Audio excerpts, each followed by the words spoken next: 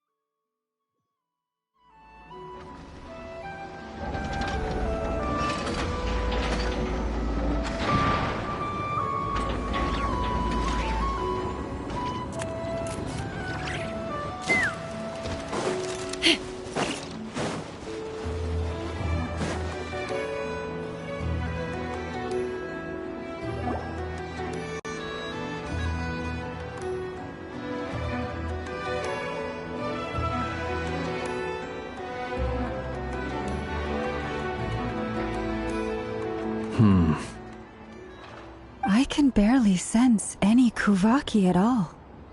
This whole area feels like a soulless husk. Looks like his appetite truly is insatiable. As if the power of that energy cannon wasn't enough. He's not seriously still getting stronger? What's his endgame here? Ah, everyone's here already. Hey, we made it. So, what's going on? We've all been on high alert since we split up a few days back, expecting Rerir to strike again. But it's like he just vanished into thin air. No one has seen him nor found any trace of his presence. That is, until this morning, when a ratnik found signs of wild hunt activity while out here on patrol. As you can see, the Crystonite itself is physically intact, but the Kuvaki it contained is all but completely diminished. And we're sure that Rerir did this. Who else? He's the only one who could pull off a stunt like this. Kuvaki loss has reached critical levels. Reikir of Solnari set to maximum threat level. Warning, unless de-escalation measures are taken soon, he will pose a threat beyond our ability to contain. The consequences could be catastrophic. Traveler, do you remember when we encountered Rerir just after regaining his body? There wasn't a shred of sanity left. Nothing but madness and rage. Yeah, didn't he shout out a bunch of names? Then he started raving about how nothing in this world mattered to him. Oh, Paimon gets chills just thinking about it. Oh, but the thought that he's still out there, lurking somewhere and not cry, waiting for his chance to strike? Oh, even chillier. Last time we fought, we were already at a disadvantage. If he has such overwhelming strength, why would he suddenly go into hiding?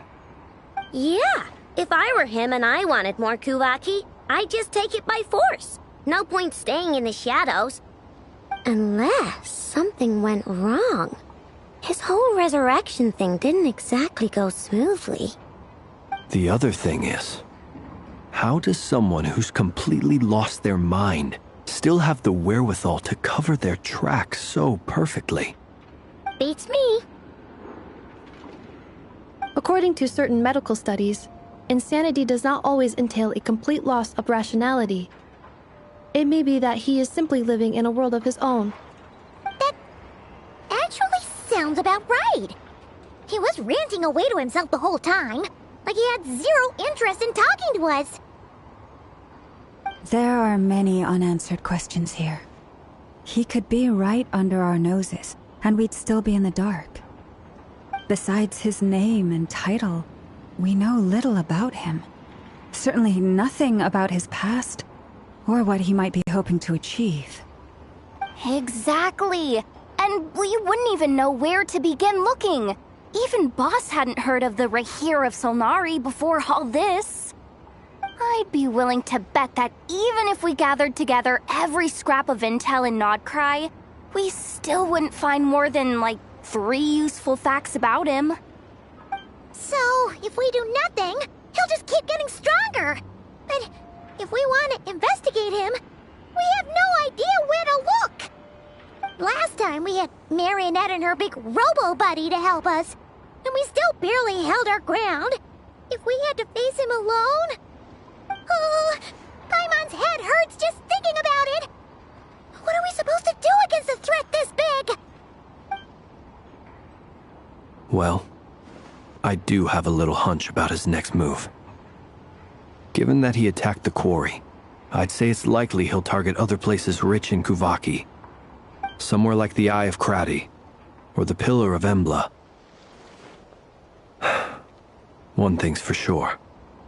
If we just sit back and let him keep absorbing Kuvaki, we really won't stand a chance against him. A perfectly reasonable hypothesis. However, it is worth noting that these 2 locations are quite far apart. To investigate them both, we'll need to split up. I agree, we should split up. Right now, Rarir's goal seems to be gathering Kuvaki, not fighting us directly.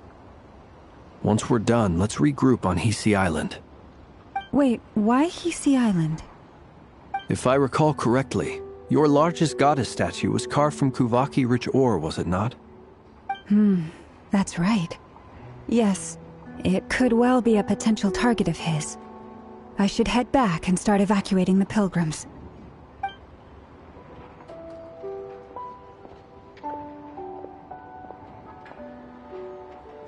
Splitting up's always gonna be risky.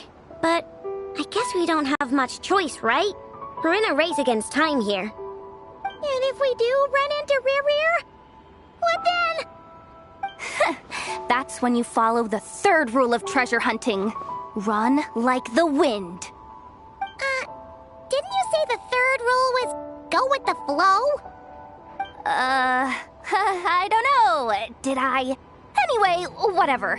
In this situation, go with the flow means go find backup. Agreed. If anyone finds so much as a trace of Rarir, do not pursue him. Get out of the area and alert the rest of us as soon as possible. We need to put safety first. All right, we'd better get moving. Come on, Anefa, let's go!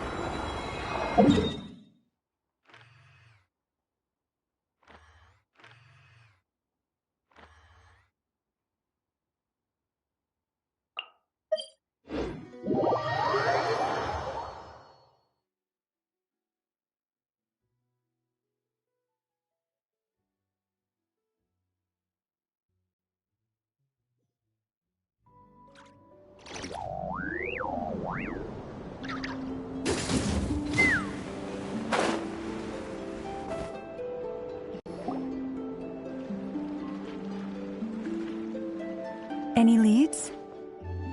Nope. Diddly squat. No clues to where he might be hiding. It's like he's a ghost. It feels like we're sitting on a powder keg that could go off at any second. Oh, I hate this feeling. I'd rather face him head on than be left hanging like this.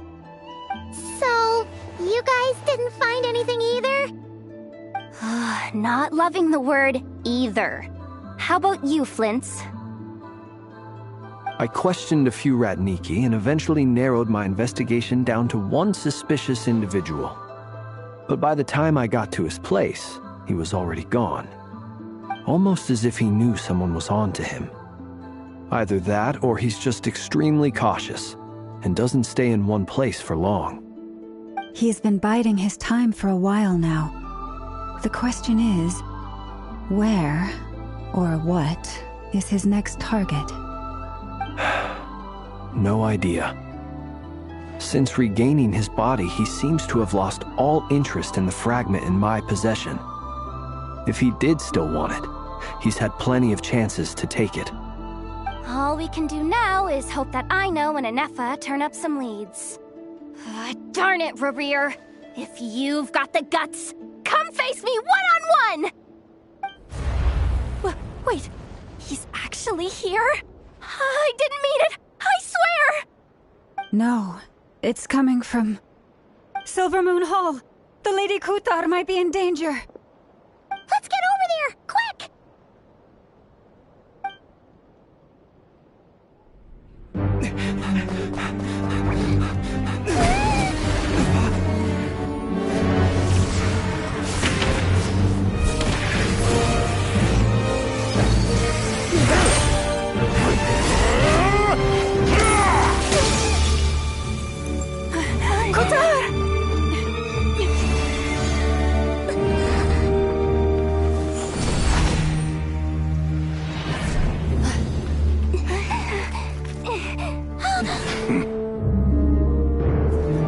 Why is he attacking the damselette? What's going on? No time for questions.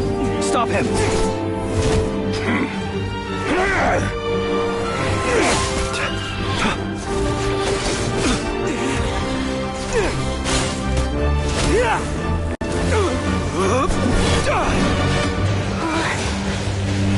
This is insane. Yehoda, get Kutar out of here! On it.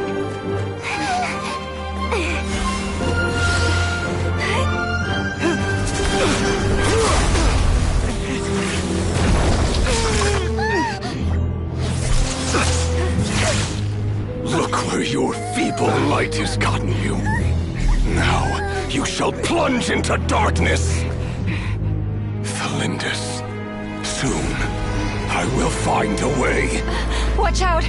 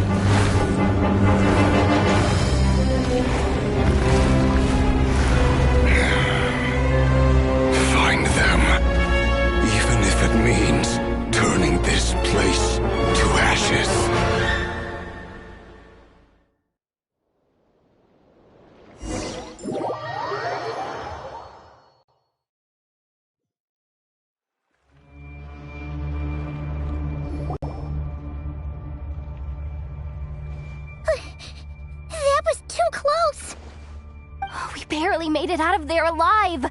What's that guy's deal? How'd he get so crazy strong?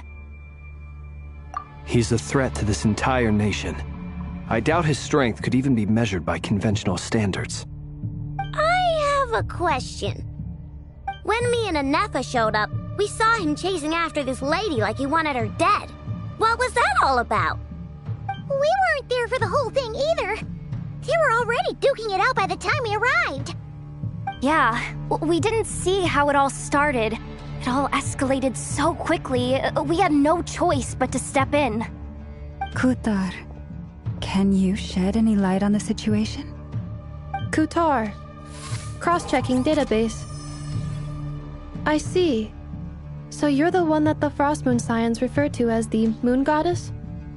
Wait, she's the moon goddess? Oh, no wonder she looks just like all those statues. There are many reasons why people might worship the moon, and just as many why they might despise it. I've never met that person before, but there was no mistaking his deep-seated hostility towards me. Why he holds me in such contempt, I cannot say. But since he hunts the power of the moon, it's no surprise that I am a target.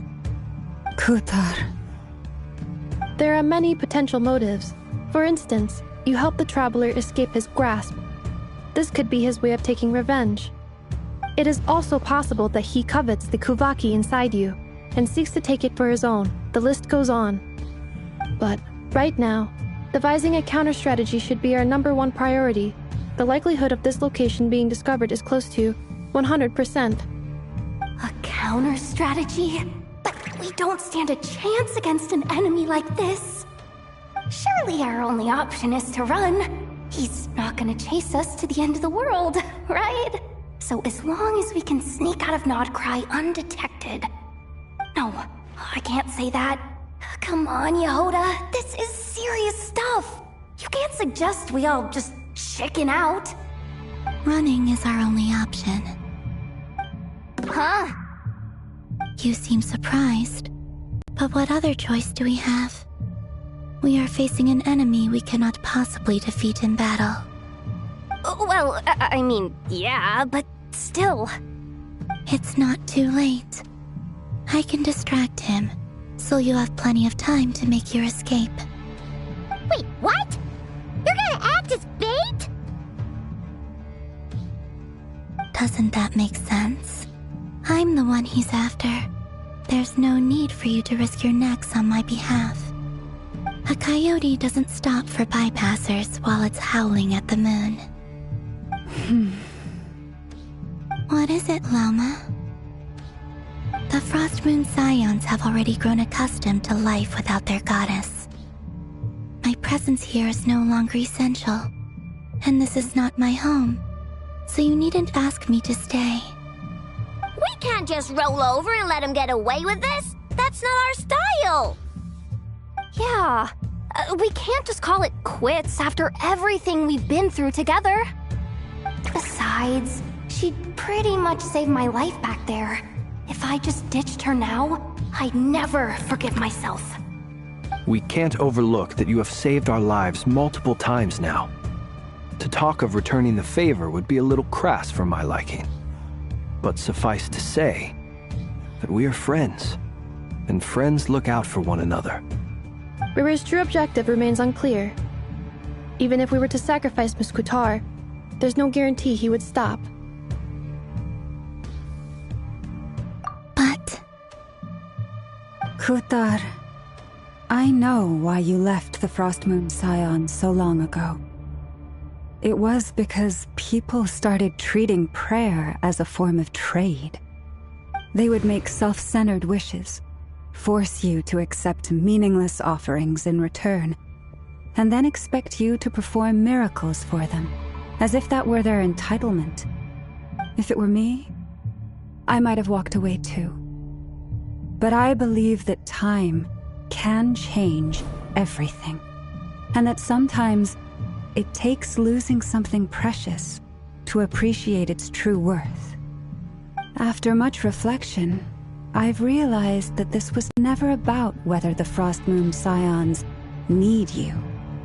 Any relationship based on need is purely transactional.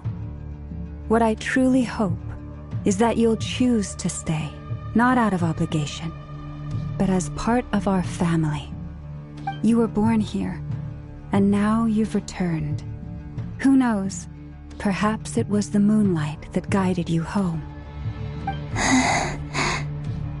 Thank you, Lauma. But my power is on the wane. I'm afraid I will be of little use to you now. Very well then. I'll do as you say. Both times you saved us, we were transported across great distances in an instant. Is that one of your powers as the Moon Goddess? It is, but I find it very draining. I barely managed to pull it off just now, and it will be some time before I'm strong enough to do so again. Rejected by the world, my power is dwindling. Like a lake, cut off from its source, slowly shrinking away. Now, it has almost run dry. What do you mean, rejected by the world? The 3 moons belonged to the ancient bygone era in which they came into being. From the moment I was born, the world itself has been steadily sapping away at my strength. The 3 moons are not one and the same. As the goddess of the Frost Moon, I cannot wield the powers of the other 2. Yet moonlight has a way of blending together. Each can reflect the other's glow. So when our fingers touched, I was able to restore my strength by drawing Kuvaki from the eternal moon's marrow. But this method of recovery is painfully slow. If only we could find the...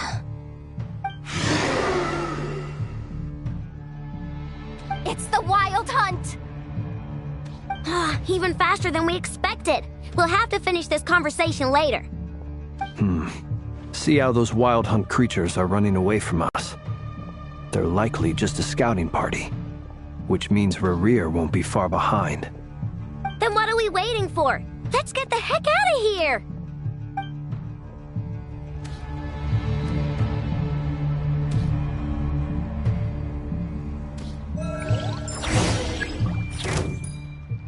You poor lost lamb. Observe. Defensive mode engaged. Chew on this! Splash attack! With one heart, we pray. Oh, they just keep coming! This is driving me nuts! Rerir's closing in on us. We need to pick up the pace. There's too many of them! And this time, we can't fall back on Kutar's help to escape! If this goes on much longer...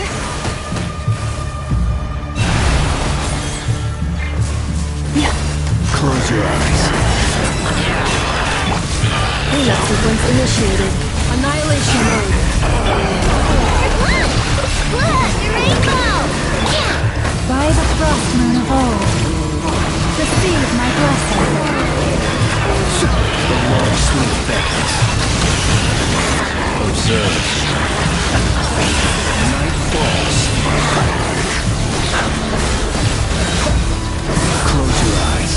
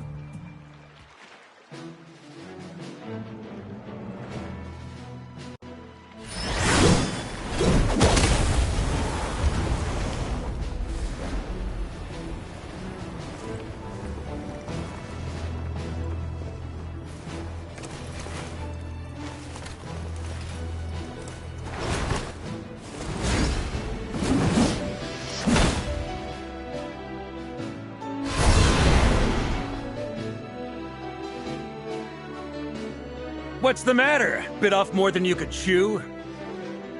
How are you? Uncle Varka! You're back from Amsvartnir? Whoa! You're Varka? Grand Master of the Knights of Favonius? We could save the intros for later. Right now, let's get you all out of this hellhole. Follow me. I know somewhere you'll be safe. Oh, is that where I think it is? That's the one. Come on, move! There's no time to waste.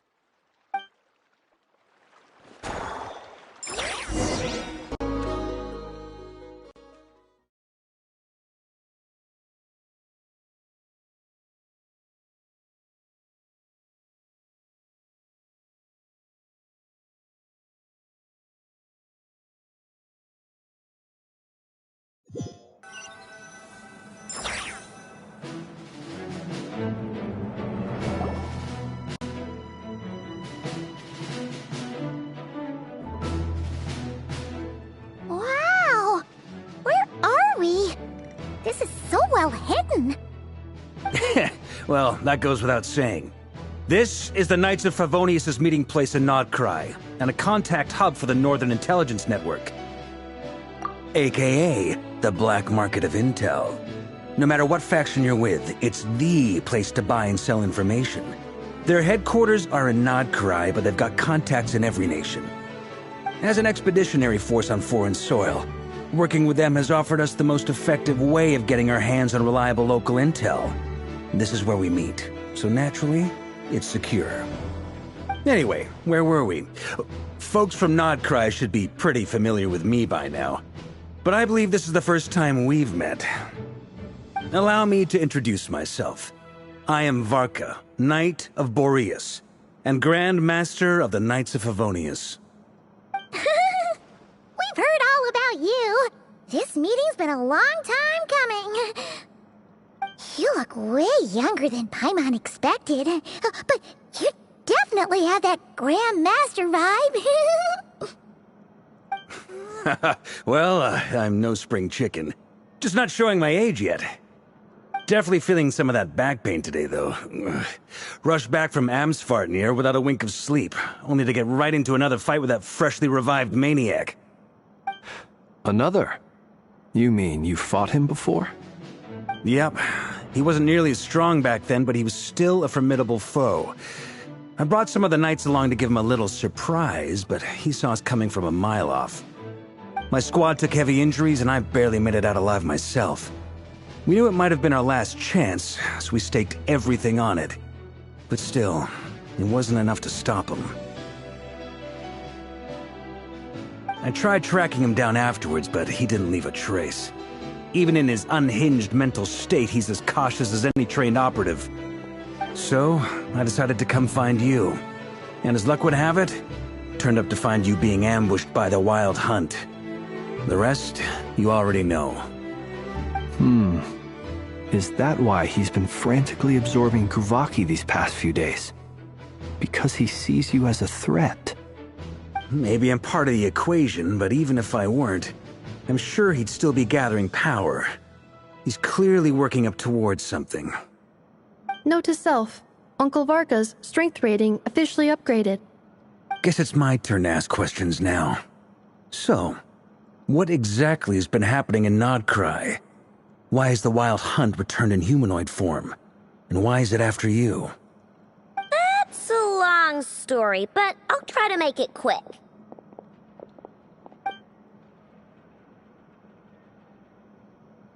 Wow, I had no idea so much had happened. Sounds like you guys have really been through it. So, the Kutar is actually a Fatui Harbinger. And all this Wild Hunt activity in Nodcry is the work of the Raker of Solnari, one of the 5 sinners. Oh, that's a lot to take in. Need some time to wrap my head around it all. I'm truly sorry, Mr. Varka. You stood with us against the Wild Hunt, and did everything you could to stop it from escalating into a full-blown catastrophe. And then, the one time you're away, it all comes to a head and all your hard work gets undone. You've got nothing to apologize for, Miss Moonchanter. You can plan 100 steps ahead and still slip up. That's just life. No one knows what tomorrow holds. You can't predict which way the wind will blow next. And, to be perfectly honest, I can't say I'm surprised. For all the times we've defeated the Wild Hunt in the past, we've never been able to completely wipe it out. Turns out, we were just delaying the inevitable. But now that a new variable has come into play, fate may well take a different course. A new variable? You mean us? Who else? And in a strange way, I think his resurgence might not be an entirely bad thing. The Wild Hunt is like an unrelenting force of nature, but Rerir is an individual with an agenda. He's gotta have a weak spot somewhere. That said, while I was explaining everything just now, some of the points that Mr. Flint's added caught my attention. You mean about our mystery ally? That's right.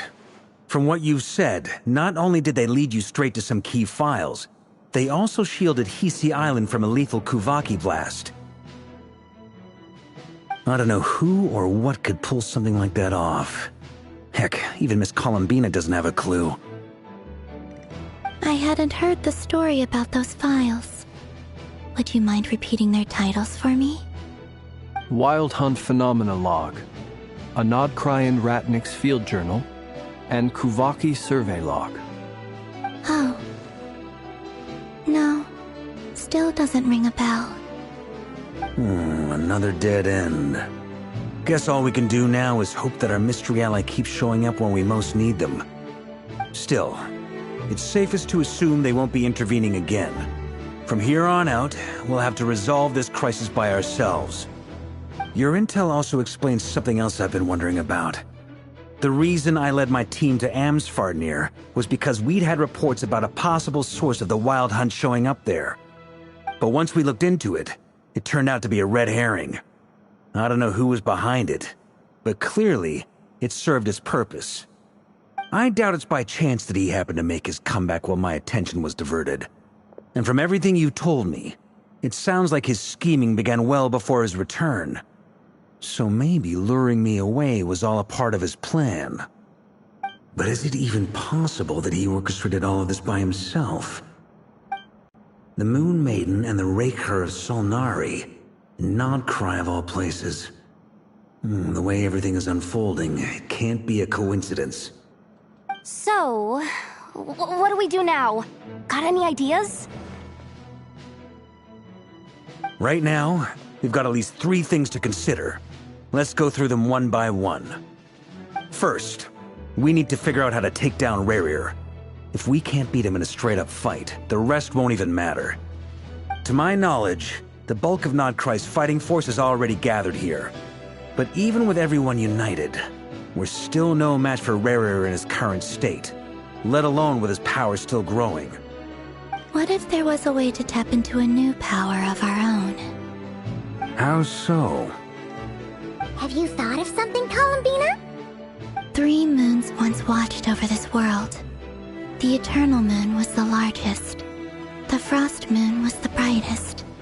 And the Iridescent Moon was the most mysterious.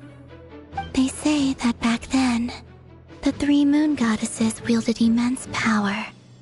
Enough to shape the workings of the world itself.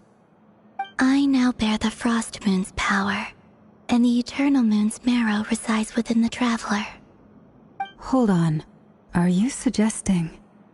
The Iridescent Moon, the last piece in the puzzle. That's right. If we can find the Iridescent Moon's marrow, I will be able to regain my strength much more quickly. The 3 moons are said to stir the tides and illuminate all things. Perhaps they hold further secrets beyond our understanding. According to my analysis, this solution is feasible. However, it is subject to one major condition. How do we locate the Iridescent Moon's marrow? I know a way, but we will need to visit the Fatui's Experimental Design Bureau. The Experimental Design Bureau? Are you saying we need to involve Marionette? Yes. I must speak with Sandrone. It's a long way from here to the Experimental Design Bureau. There's a high chance you'll be spotted. You shouldn't go alone. Then that's settled. Next up, our second priority. Somehow, we need to figure out Rerir's end goal. As you saw for yourselves, when he was still in his Wild Hunt form, everything he did was for the sake of recovering his body and resurrecting himself. His first act since then, after laying low for a while, was to try and assassinate this young lady. People's obsessions often reveal their greatest vulnerabilities. There must be a reason why he despises the moon so deeply. Perhaps it sheds some light on his title, the Raker of Solnari. The Wild Hunt has plagued Nodcry for centuries now. If we want to stop it for good, we have to get to the root cause of what's driving it. It's true.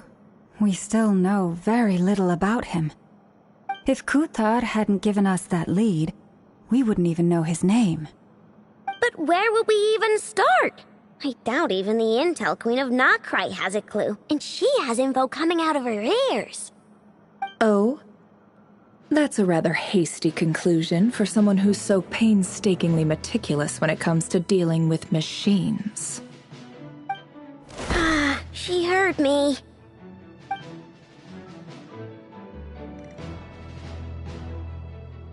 Boss! What are you doing here? I'm now asking myself the same question. I received a letter from a humble knight of Favonius, requesting a meeting to discuss a major business deal. But it looks like this humble knight had something else in mind. Details. Miss Neffer, the important thing is that you've arrived at the perfect time. Since his failed ambush, I've been racking my brains trying to come up with a plan to fight Rerir. Given the severity of the situation, I think it's fair to say that our only chance lies in uniting as one. And I'm talking all the factions in Notcry. We can't do this without the Curatorium, but I knew it'd be a tough job to win you over. So, I took the liberty of reaching out for a little chat. Wait a sec. How did you even hear about this place, Neffer? Didn't you say this is meant to be the Knights of Favonius' meeting spot? And a contact hub for the Northern Intelligence Network? And isn't it supposed to be super hidden? You really think he could have gotten settled in Nodcry without my help? Besides, I'm the one running this gig. Of course I know where the meeting place is. Allow me to introduce the current head of the Northern Intelligence Network. If it's intel you're after, she's your woman. Pretty much seen and heard it all. Please spare me the flattery. Let's cut to the chase. Seems like you've run into some trouble, huh?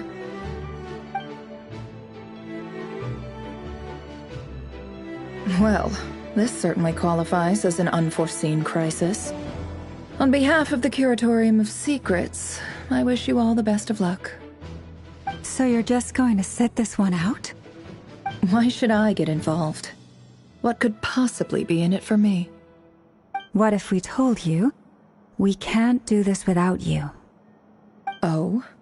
Then I'd say you'd better make it worth my while. I don't work for free. I can't put a price on something like this. It's just not in my nature. But then again, you and I have always been polar opposites in this regard, so I can't exactly say I didn't see this coming. If you insist on compensation, I will pay you. Consider this a formal commission. Sound fair? You just don't give up, do you? Too bad. I know you well enough to know you can't afford my prices. The riskier the job, the more it'll cost. And a Moonchanter's stipend isn't exactly generous. Unless you're planning to start passing the donation box around among the faithful. Boss, just a thought. If they come up short, maybe you can take the difference out of my next few paychecks. Things got really dangerous during the fight with Rerir. If this girl hadn't saved me, I'd be ley line fodder by now. I'd be gone for good, boss. If there's any way we can make this work, I'd really like to help her. Please? I'm begging you. This is why I'm always telling you never accept favors. They are the hardest debts to repay. You have to be... You invite all kinds of misfortune. Very well, Yehoda, I will help. But just this once. Don't count on this happening again. Flynn's, that fragment that Rerir was after, do you still have it on you? Of course. Let me borrow it. I need it to follow up on some leads. Wait, you actually have some leads? Shh. This is top secret information. I get it. We all have things we'd rather keep to ourselves. Plus, I know we can count on you, so we'll leave the intel gathering in your hands. And that brings me to the third and final item. We need to find a way to distract him. We need time to make our move, so someone will have to stall him. I'm in for this part, no matter what. Anyone coming with? Count me in too. Come off it, you two. Quit playing heroes. I'm way ahead of you here. Ineffa did a scan of the Moon Goddess's Kuvaki signature, and we're gonna use it to make some decoys over at the Krumkake craft shop. Anyone who's in, follow me. Once they're ready.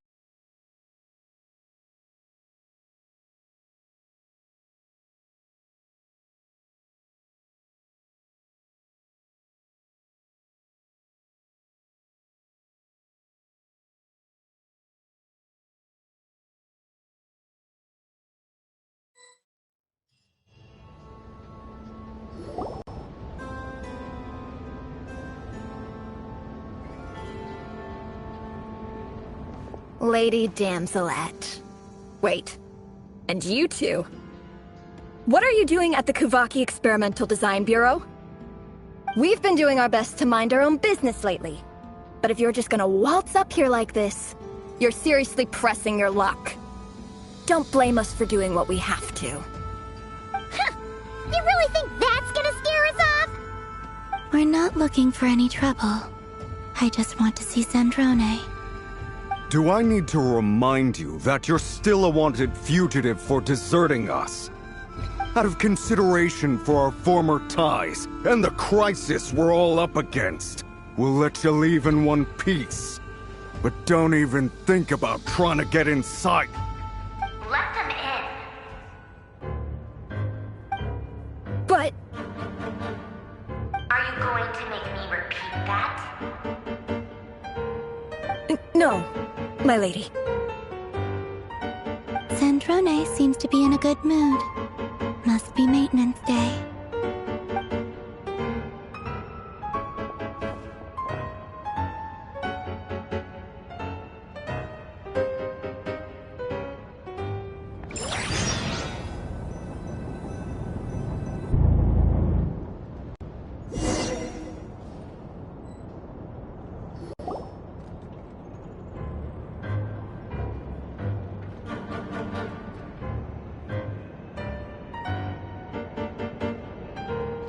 So tell me, to what do I owe the honor this time? Actually, before you answer that, just so we're clear, we're not colleagues anymore, Columbina. I don't owe you anything. I promise it's nothing big. It seems like you've gotten the wrong idea here. The only reason I let you in was because I was bored. It seemed like a way to kill some time and satisfy my own curiosity. Whatever miscalculations I may or may not have made in the past, I haven't lost the plot enough to even consider sticking my neck out for your sakes. I'd like to speak with Arlecchino. What? Huh? You mean the knave? I'd like to speak with Arlecchino. Is she in Nodcry? No, she's not. Once the work on this facility was completed, she went back with the Rooster and Regrator. The only ones in Nodcry are me and... What is it you need to speak to her about anyway? Rerir is hunting me. If I'm going to face him, I must first retrieve the lost moon.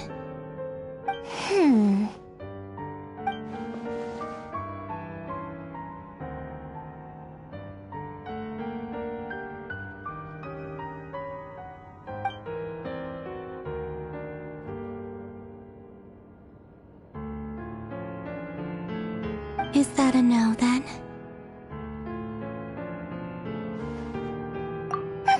As if I need reminding. I was this close to settling things with him before someone decided to whisk me away to their weird little garden.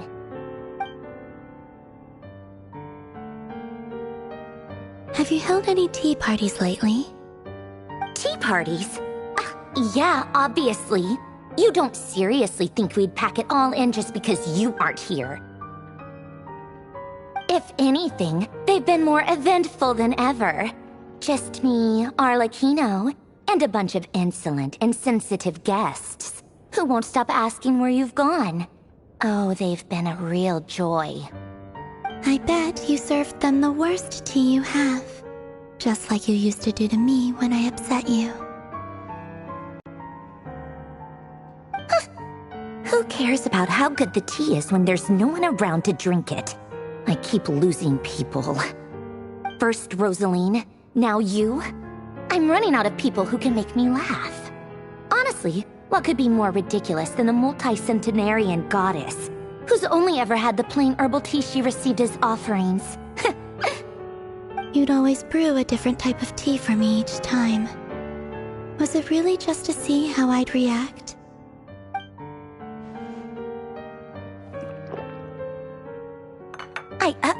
Well, duh.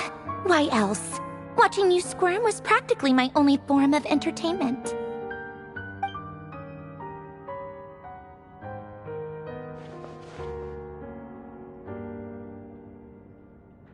Oh, yeah. And Capitano sometimes used to bring Tartaglia around, too. But I guess we won't be seeing him again. Well, I guess we are overdue for a get-together. Polonia! Have Favronia pass a message to Arlecchino for me. It's time for tea. Will suffice. Pass along a message for me, too, if you would. My body cannot contain the marrow of 2 moons, so I'll be leaving one of them in her care. Excuse me? Who said you were on the guest list? If my tea meant that much to you, maybe quitting the Fatui wasn't your brightest move. Back when you were under the Tsaritsa's protection, no one would have dared come at you so openly. But that protection didn't come for free. In fact, I paid dearly for it. At the end of the day, it was just another transaction. I just got tired, that's all. I never wanted any part in their grand ambitions, and I've had enough of being treated like a bottomless supply of power. It brings back memories from the old days, when I was still worshipped as the moon goddess. Centuries on, it may be a different group of people, but I see the same greed in their eyes. I figured you'd leave eventually. You didn't have as much of a reason to stay as I do. The Tsaritsa gave you shelter and protection, but that was it. Nothing more, nothing less. Meanwhile, the Fatui demanded everything from you in return, until it was more than you could bear. I get why you left. And frankly, I have no interest in dragging you back just because the higher-ups told me to. But if you keep hanging around with this riffraff, the next time we cross paths, we might be enemies for real.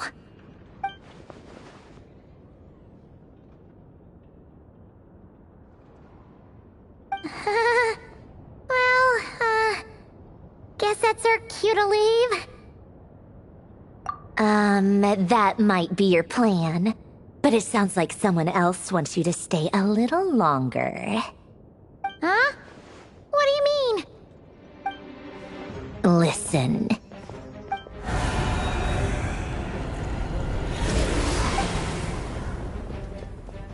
My lady, it's the Wild Hunt. A horde of monsters is headed straight for the facility. Another uninvited guest trying to crash my tea party. Clear the area! I'll handle this. Wait, what? You want us to leave you here by yourself? You'll be lucky to make it out of this alive. You really think you can afford to worry about me? Go on, get out of here. You may have stopped Polonia from crushing him last time, but I've made sure that won't happen again. The entire Experimental Design Bureau is rigged for war. Stay and watch if you want, but it'll be at your own risk. You're not flagged as friendlies in the weapons system. Don't tell me what to do! Look, if you're leaving, make it quick. Or you'll just get in my way. There's a secret passage on the 2nd floor. It'll take you right to the plains out back. Stare all you want, Columbina. You're not getting another invitation to my tea party. I know. But thank you anyway, Zandrone. This is exactly why you shouldn't hang around with those people. All their melodrama and sentimental nonsense is rubbing off on you.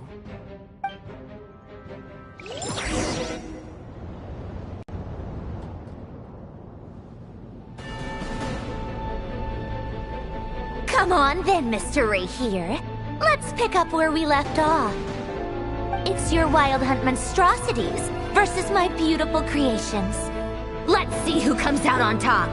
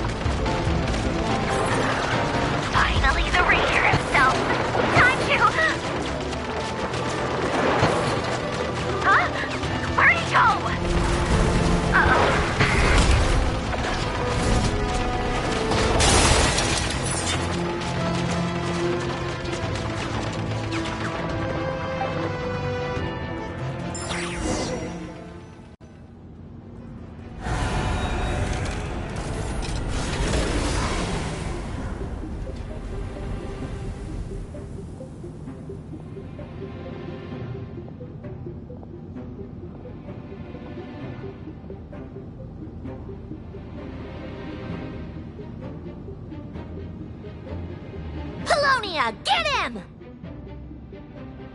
I've upgraded Polonia again since our last encounter, and uploaded every last scrap of your data. So let's finish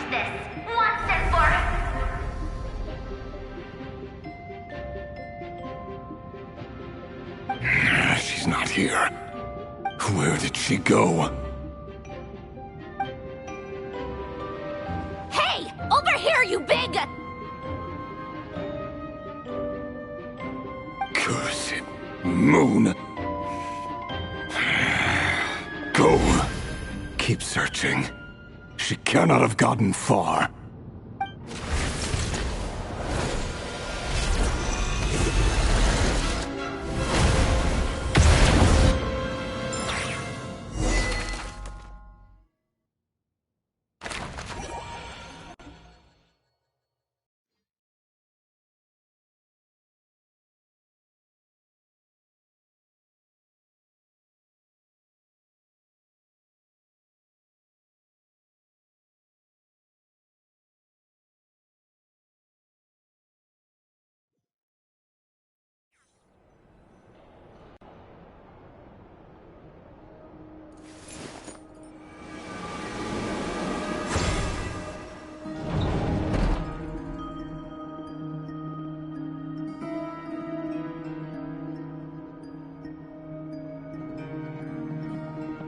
So this is your method for investigating Rarir's past?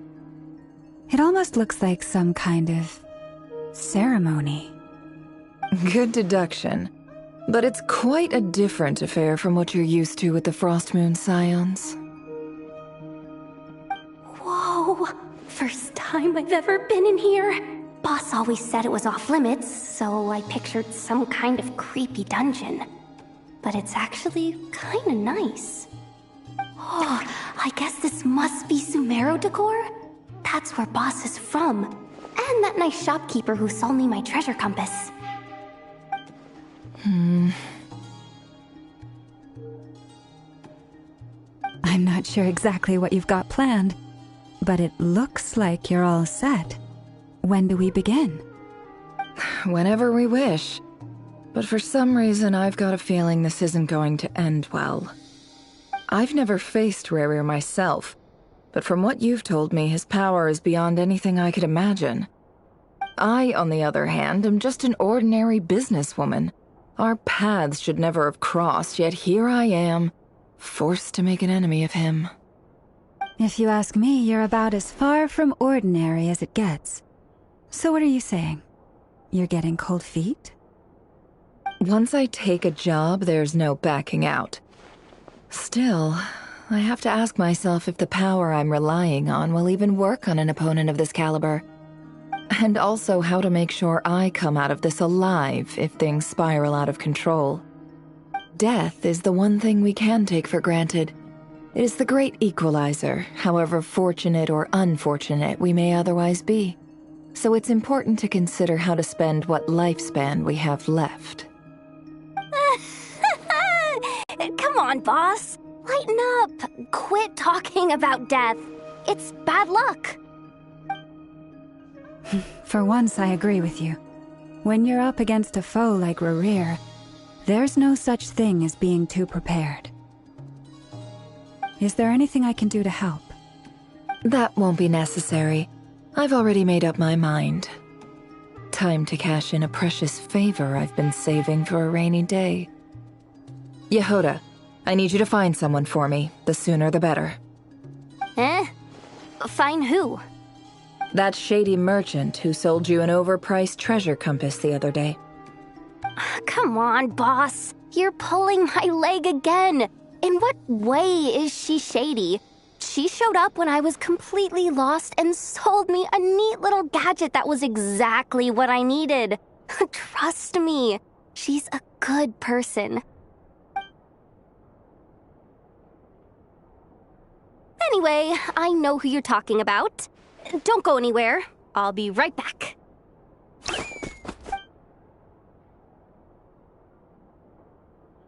Quit grabbing me. I genuinely can't run any further.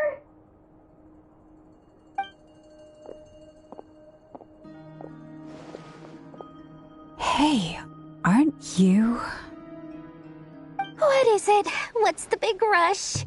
You dragged me out of a dream where I was literally swimming in Mora. I'm charging double my usual attendance fee. See, look how easygoing she is. After that rude awakening, she could have completely snapped at us.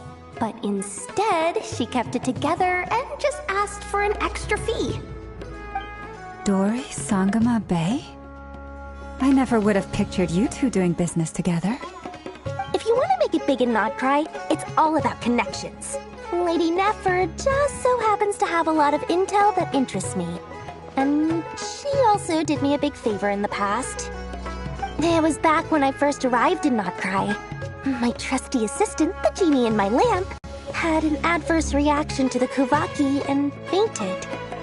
And wouldn't you know it, that's when I suddenly find myself in a life-or-death situation. Good thing my compatriot was there to swoop in and save the day. I've been giving her a 30% discount off all of my goods ever since. Now, so that no one here feels left out, I'm willing to extend a 20% discount to fellow friends of Boss Nefer. Plus, any other friends you send my way will enjoy 10% off. What can I say? The great Lord Sangama Bay is nothing if not generous. So, let me guess. You've run into some trouble?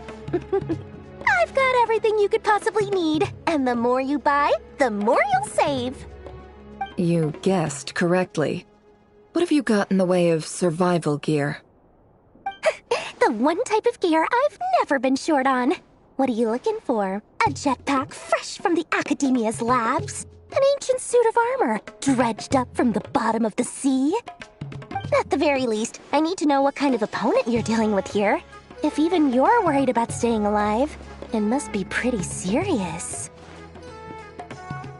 What if I told you it's someone with the power to bring a nation to its knees? Is that so? Then we really are talking top-shelf treasures. I don't have anything like that in stock right now. I'll have to ask my supplier. Your supplier? A powerful woman, make no mistake. I can't reveal her identity, but luckily for you, I hear she's planning to visit Nodcry in the near future. If you're willing to wait, I can ask her when she's here. Can't say exactly how long that'll be, though. Then, let me put it another way. What would you do if you encountered an enemy like that? Roll over and serve yourself up on a silver platter? Of course not! I have a handy little trinket from one of my generous suppliers, which... Hold on. What exactly are you getting at? No, no! This is for my personal use only! Let's just say I'm borrowing it, all right? Just for insurance purposes. You'll get it back later. Favors are the worst kind of debt to owe, and now you've got a chance to repay one. A win-win situation, don't you think? Fine. You can borrow it for 5 days. No, make that 3. And for every extra hour after that, I'm charging you 1,000,000 mora. Deal? Deal.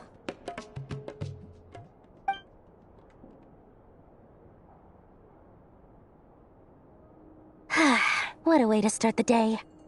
Now, was there anything else you wanted? Or can I go back to bed now?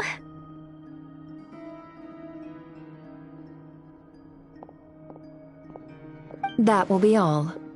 Take care now. Don't trip up on your way back, friend. See you later! You're my favorite shopkeeper.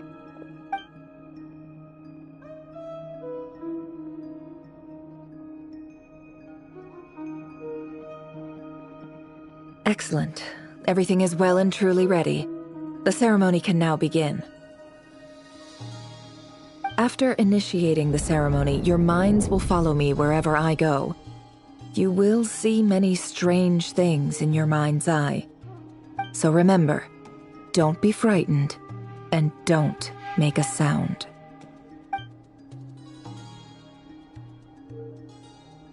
Now then, let us peer into the Raker of Solnari's past.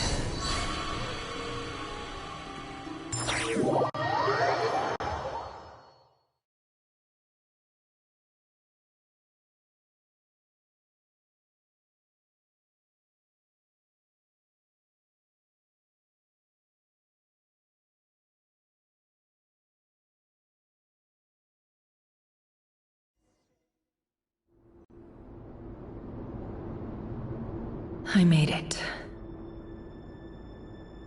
I don't recognize this style of architecture.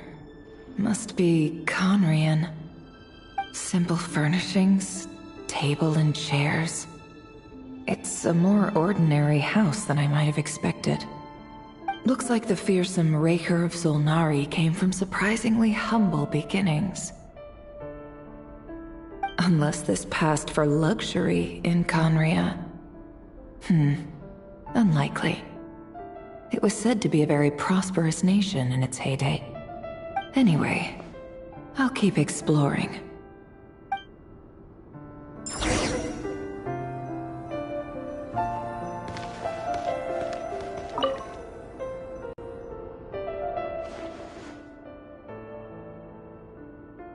Hi, River. Since you're working extra hours tonight, I thought I'd keep myself busy by checking out that new kebab shop. I've heard good things about their menu. I'll test it out, and if it's as good as everyone's saying, let's go back together sometime. P.S. New stash from the Universitas Magistrorum. I brought some goodies home. A few teacups and a pin rack. Hope you like them. They didn't sign their name, but they must have been close. Sounds like they were living together.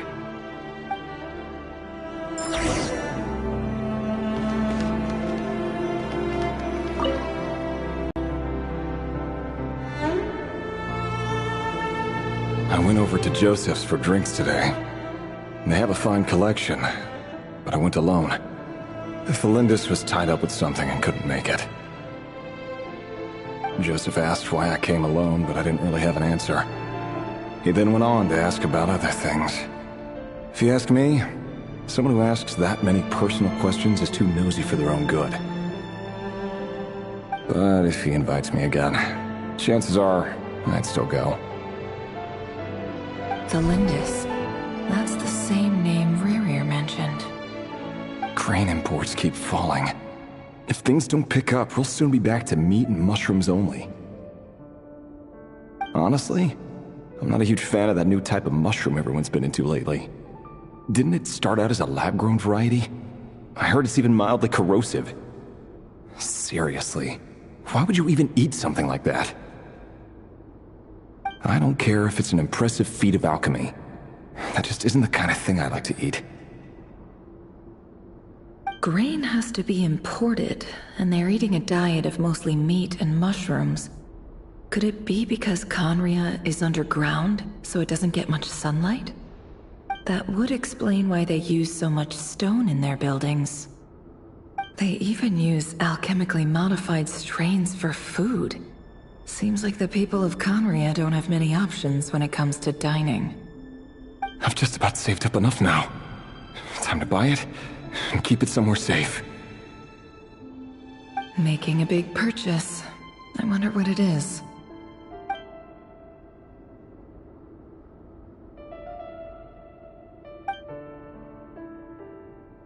He really is a professional.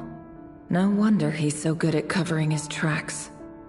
Despite what he's become, it seems like he's retained certain habits, at least in this regard.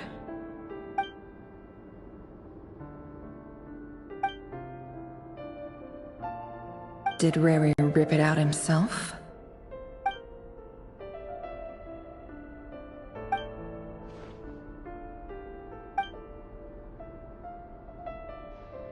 Before I met you, I was convinced that my heart was nothing more than a stagnant pool.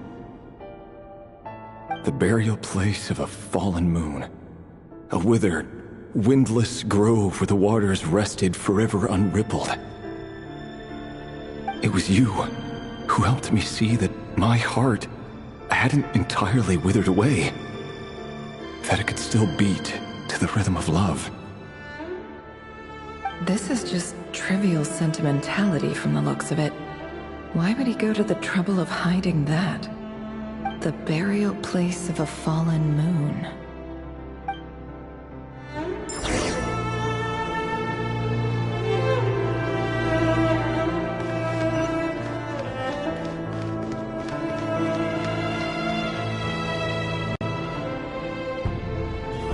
Reverie, over here. Dane! Oh, and, Vediflin here? What a surprise to see you here, sir. Hello there, Rerir. You need not address me so formally outside of court. He doesn't get that much free time, so I invited him over for a drink. Even the court prophet deserves a break every now and then, right? Well, I'm flattered. So, what are we discussing today? Hey, don't look at me. As far as I see it, we don't need an excuse to have a few drinks. Come on, don't give us that. Didn't you say you were about to pop the big question? How's that coming along? Who'd have thought the great Twilight Sword was an even greater gossip? I just didn't expect you to be the first one to settle down and get married, that's all. Yeah. If you told me that a few years ago, I wouldn't have believed you either. So, are you planning to come clean about your job then? I'm guessing you still haven't told her. Sure, I'll have to tell her at some point. But I'll need to pick the right time and place. To be honest, I have no idea how she'll take it. Come on, stop being such a pessimist. For all you know, she could be thrilled. I bet she'll be much more impressed by your actual job than the one she thinks you're doing now. A member of the King's Guard. Quite the cover story. Does the king himself even know? Of course he does. Anyway, enough about me. How have you been?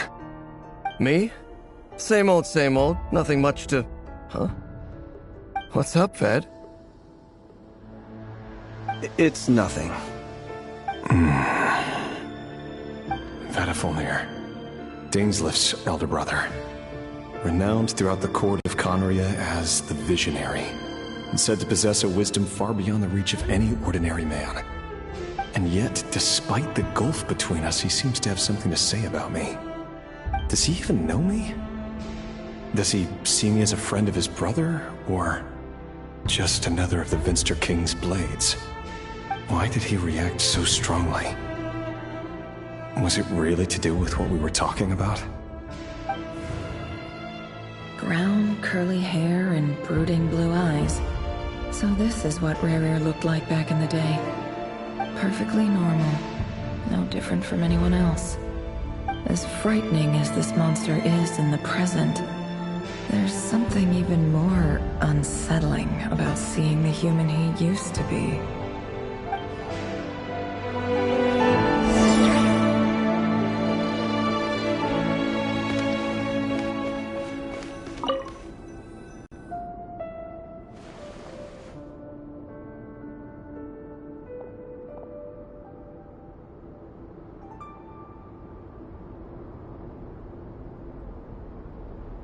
Felindis?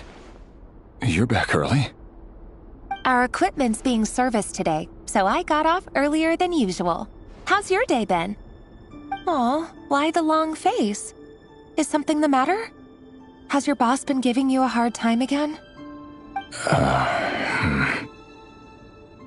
Went for a drink with Dane and the others after work. Isn't that a good thing?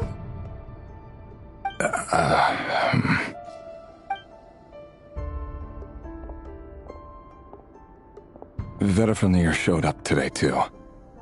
You know, Daneslif's older brother. Ah, Mr. Vediflin. Yes, I've heard of him. They say that everything he says ends up coming true. He overheard Daneslif mention that I'd recently proposed, and seemed to have an issue with it. But when I asked what it was, he kept it to himself. So, you're worried? You could be such a child sometimes, Reverie. We're nobodies. Why would the Visionary be concerned about us? I'm sure someone in his position has much bigger fish to fry. Maybe you're right. You worry too much, Reverie. We've been together for ages now, and everything's been going so well, has it not? You've even proposed to me. So, you do remember. Tell me then. What's your answer? Like I said, I need some time to decide. You can't just rush into things like this. We may be nobodies in the grand scheme of things, but if we want things to work out, we've still got to plan ahead. All right. Take your time. Just don't keep me waiting forever. Nobodies.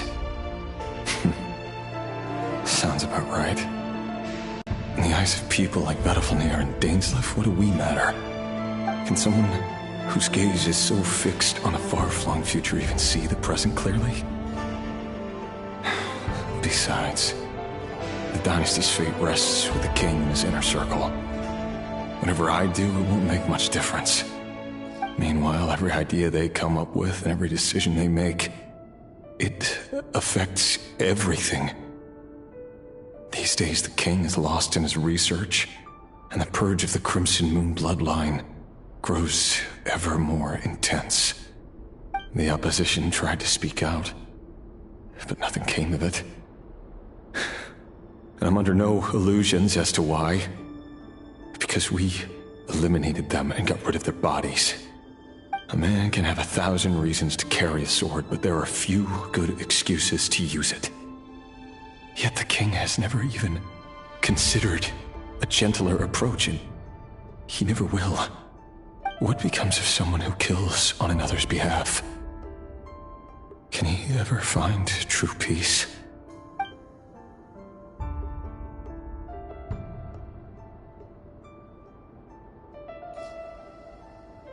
Thelindis,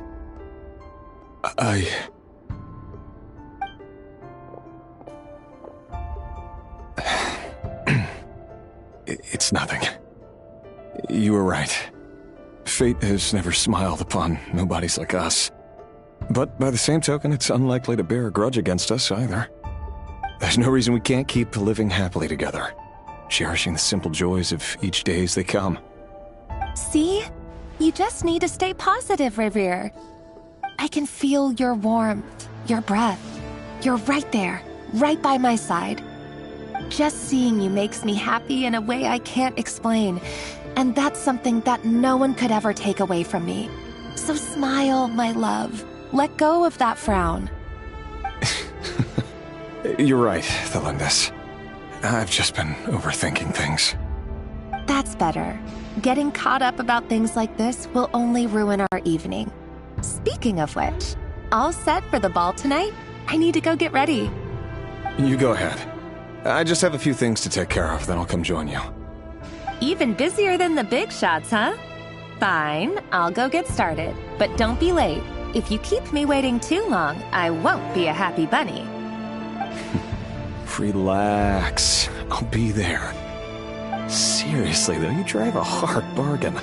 You're really gonna leave my proposal hanging and still expect me to take you to the ball? Well, that goes without saying. I already told everyone I'd be coming with a dance partner. Besides, they're two completely different things. Let's take it one thing at a time, all right? All right. White outfit it is. It seems like Rerir was deliberately hiding his ties to the intelligence services by giving the impression that he was just an ordinary member of the Venster King's Guard. He clearly doesn't want his would-be fiancée to know about his other life. Then again, that's hardly surprising. People in the intelligence trade rarely do. Who'd have thought we were in the same line of work? Let's dig a little deeper.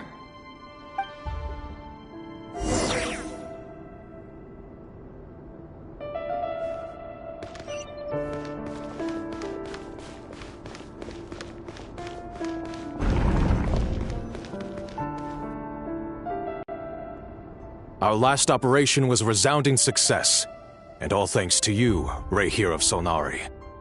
In total, we apprehended 32 dregs of the Crimson Moon, and 67 accomplices. After all these years since the dynasty's fall, so many of them still linger on. Indeed, it cannot be denied. Yet it was destiny that the Crimson Moon should be overcome by the eclipse, and that His Majesty, the all-seeing Venster King, now guides our nation on the path to prosperity. Conria has no further need for a dead moon. But alas, there will always be those who refuse to see the truth, choosing instead to romanticize the past. That's not entirely true. Much about the Crimson Moon era was worthy of remembrance, and that's exactly why they keep trying to see it restored. Many of its secrets remain unsolved to this day. As it happens, that's precisely the field of study my partner is devoted to. You still haven't told her what you really do for a living. Where would I even start? How do you tell someone that you're one of the king's hand-picked executioners? That your hands are steeped in blood? You didn't choose this life, any more than I did. Orphans like us don't get a say. But I'll sure as heck be the one to pay for it. Speaking of which, we need to be more rigorous in the way we identify direct descendants of the Crimson Moon. Someone, it seems, has strong opinions about my future plans. Most likely my marriage in particular. I have a feeling that we may soon become targets of the Crimson Moon's retribution. Your concerns are not unfounded. They've taken out many of our colleagues these past few years, and for that very reason. These are no helpless lambs we're leading to the slaughter. They're wolves in sheep's clothing. Take care, Rahier of Solnari. I look forward to toasting you at your wedding. Thanks, Thorkel. You look after yourself, too.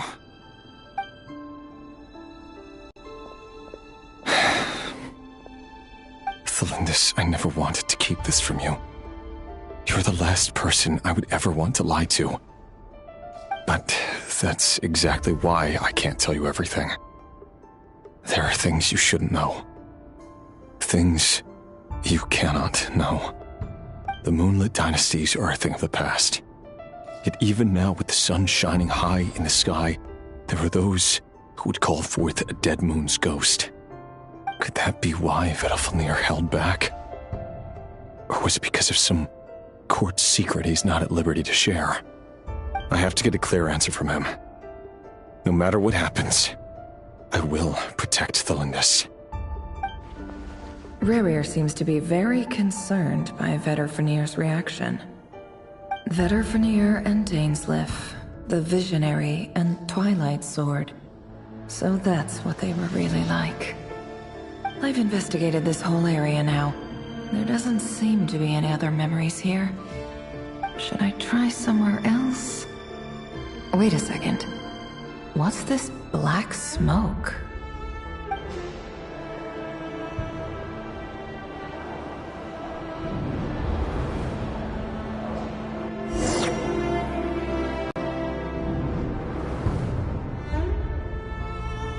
So, he's late after all. Just you wait, Rarir. You're in for it. Big time. Are you waiting for someone, ma'am? Could I tempt you into buying some flowers? Oh, sure. Pick me out a pretty bunch if you would. Thank you. But I'm afraid none of them are as pretty as you. For someone so young, you sure have a way with words, don't you? I'm only telling the truth. Look me in the eyes. You'll see I'm not lying. May we have a word in private? Who are you? And what do you want? It doesn't matter who I am.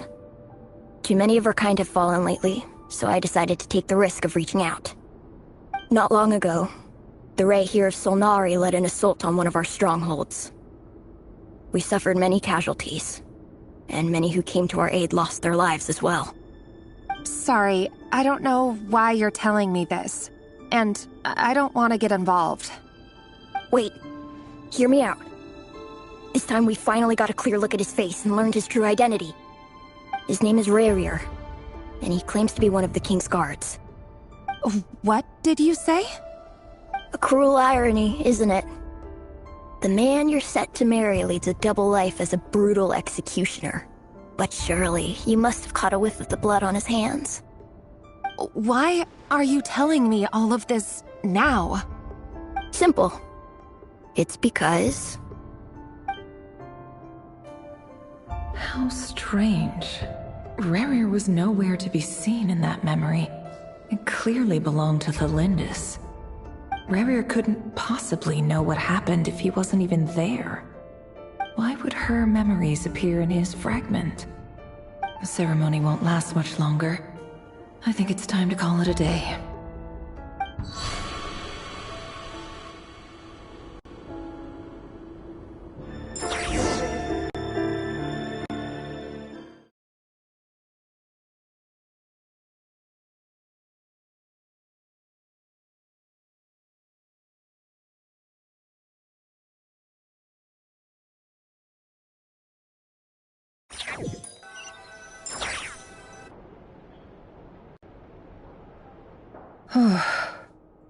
So that was your doing? Did you just pull us inside Rerir's fragment to spy directly on his memories? Any more questions, and I'll have to start charging. I had no idea you could do that, boss! Seriously, that was amazing! We're not worthy. We're not worthy! I gotta admit, though, I'm itching to see what happens next. Feels like we barely scratched the surface. I'm just as curious as you are, but the ceremony only allows for limited time inside. That's all we can see for now. Luckily, we managed to learn quite a lot. So far, so good. I just hope the others are doing okay too. Especially the group with the Traveler. Their mission is a risky one. Let's hope it's all going smoothly. If you're worried about them, go see how they're doing. If I know boss, she's gonna need some time to write up all the details and make sure it's all coherent. I'll stay behind to lend a hand, but feel free to head back and meet up with the others.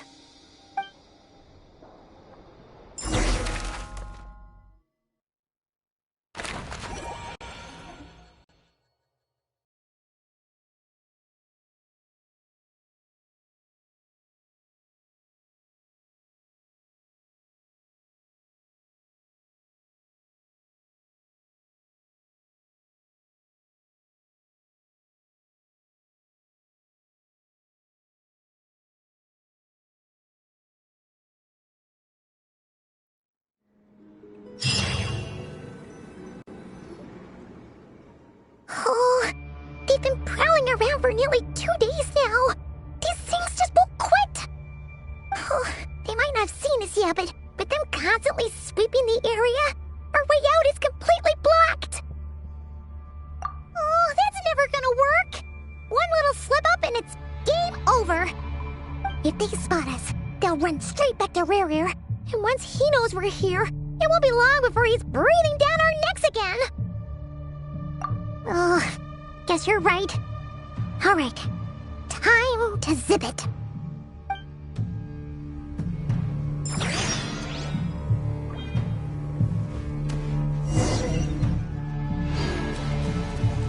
Wait, we almost got spotted. Phew, that was a close call.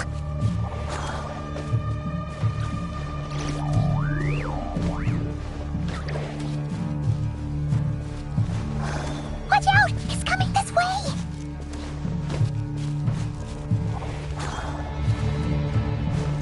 Keep going. We're nearly there. This is the final hurdle.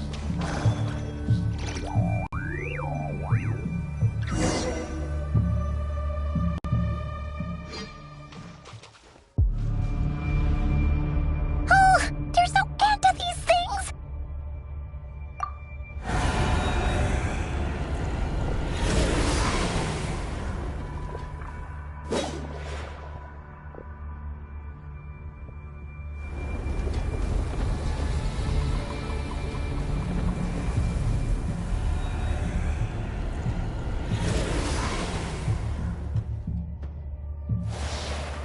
Fire.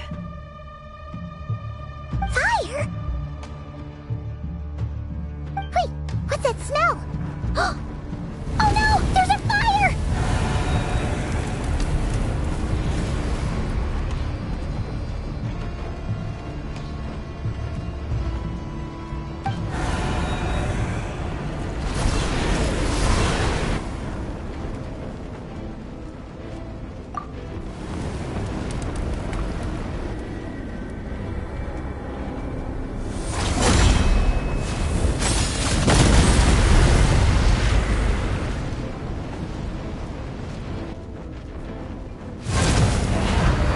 Sandrone was right.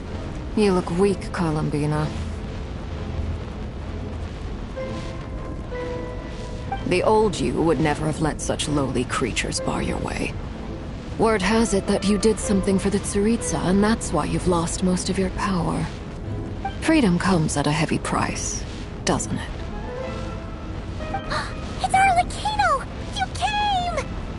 Hello again, Columbina. And greetings, guests of the House of the Hearth. It's been a while, Arlecchino.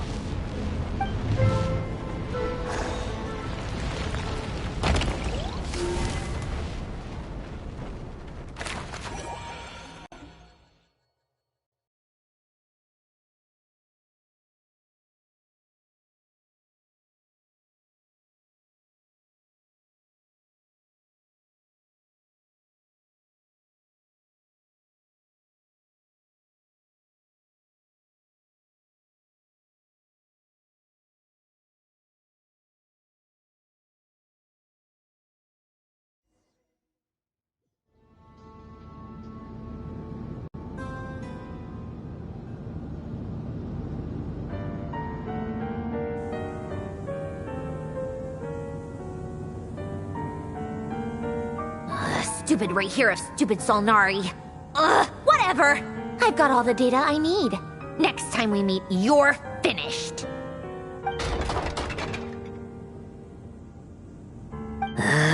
He sure doesn't pull his punches. Excuse me, do you need a hand? You can do me a favor by staying out of my way. Can't you see I'm busy? Wait a minute. I recognize that voice. Hello, Miss Sandrone. Father sent us over to help.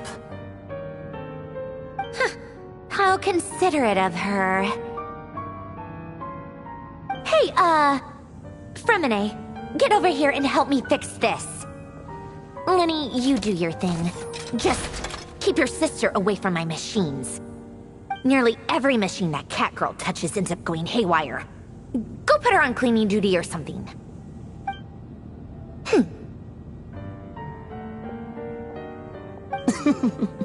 Then let's start downstairs. Fremine, we'll leave this place to you. You've got it. Wait a second. Pretty sure there's still some tea in the cupboard. If you want some, you'll have to make it yourselves.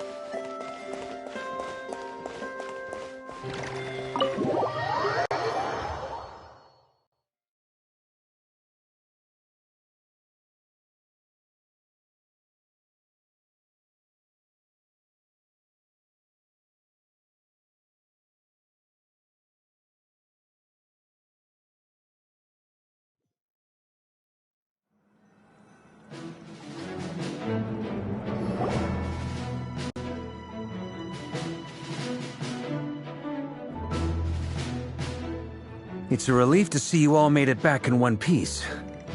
Huh? Feels like there's quite a few people missing. Where's Flint's and the others? And what about Nefer? I returned ahead of them. Flint is helping Aino and Anefa to set up the decoys and buy us some time. As for Miss Nefer... boss is still wrapping things up on her end.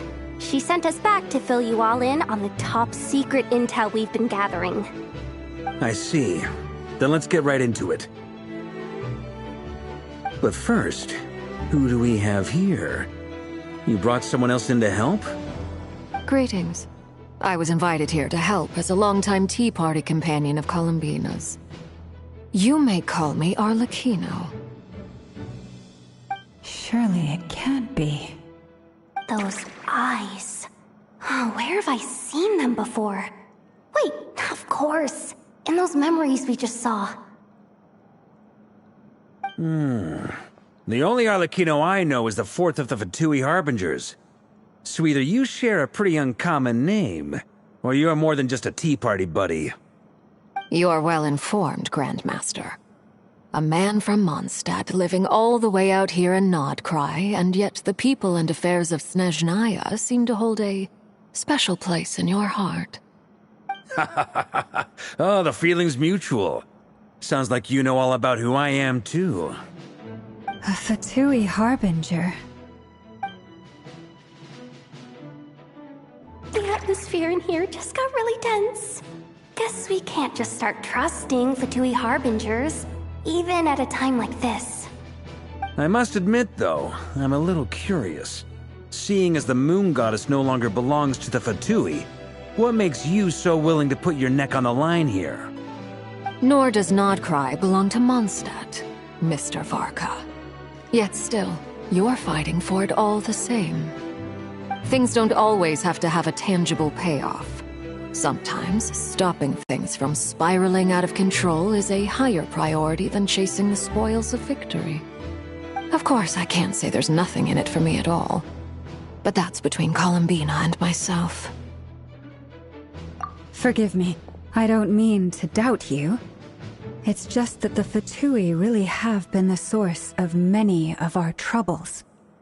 We have our own way of doing things here in Nodcry. But ever since they arrived, the Fatui have treated us with nothing but hostility.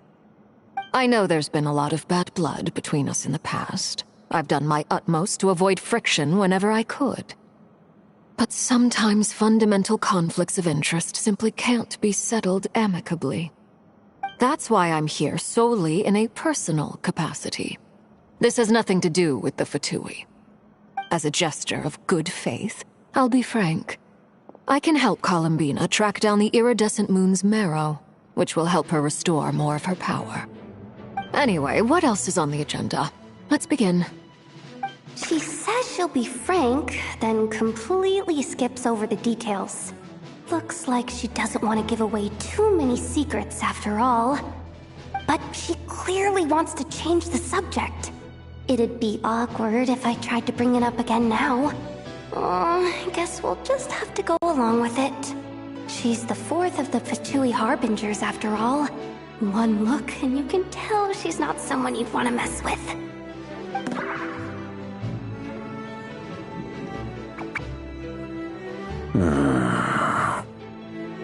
Well, since Miss Arlecchino sounds confident in her ability to handle that, we'll proceed to the next topic. Yehoda, time to share that top-secret intel. Alright, listen up everyone. First, we now know that Rerir was originally a Conrian secret agent whose primary mission was to hunt down and assassinate the so-called Dregs of the Crimson Moon. The Dregs of the Crimson Moon? In the memories, there was a lot of talk about the Crimson Moon and Eclipse, and a whole bunch of other stuff from the time of Conria.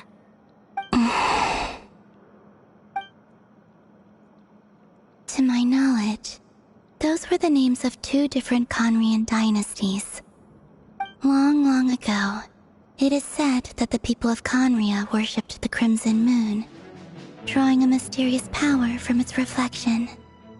But one day, a coup saw the Crimson Moon eclipsed, hence the name of the new dynasty that replaced it, and how it became the new emblem of Conria.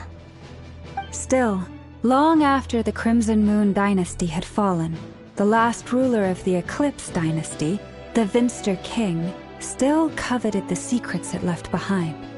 So, he sent the Rehir of Solnari to secretly hunt down the Crimson Moon's few remaining followers. In those days, Rerir showed no signs of madness. In fact, he was as normal as any other person. Oh, and he had a fiancé, or at least a would-be fiancé, called Tholindis. What's the matter?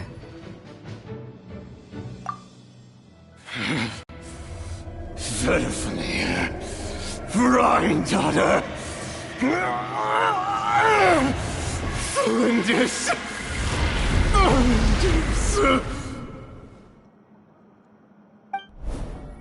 Interesting. Anything else? What about this would-be fiancé of his? Do we know anything about her? Well, she was a researcher at the Universitas Magistrorum, but it felt like she was hiding some kind of secret. Oh, and one more thing. For some reason, Rerir's fragment also contains some of Tholindis' memories, though only a very small portion. Well, no shortage of potential leads, I'll give you that. In any case, it sounds like we can conclude that while Tholindis was still around, Rerir appeared to be lucid and quite normal. Tholindis, it seems, must have been the one thing in this world that he couldn't let go of. Tell me, though, were these pure-blood Conorians we're talking about here? Why do you need to know that? Hold on. If she was a pure-blood Conorian... Oh yeah! Just like how it was with the captain! If we could somehow find her, do you think there's any chance Rerir might regain some of his sanity? It's possible, but it would take a miracle. We can't pin all our hopes on that. That merchant who Nefer knows, Dori Sangama Bay. Maybe we could hire her to look into it. All right, then. Let's keep working in our separate teams. Traveler, Paimon, Kutar, and Miss Arlecchino will go look for the iridescent moon's marrow. As for the others... On the way over here, I noticed that the Wild Hunt monsters had grown even more frenzied in their search for Kutar. At this rate, the people living here will be in grave danger too. So I'm thinking of gathering together some of our followers to go wipe them out.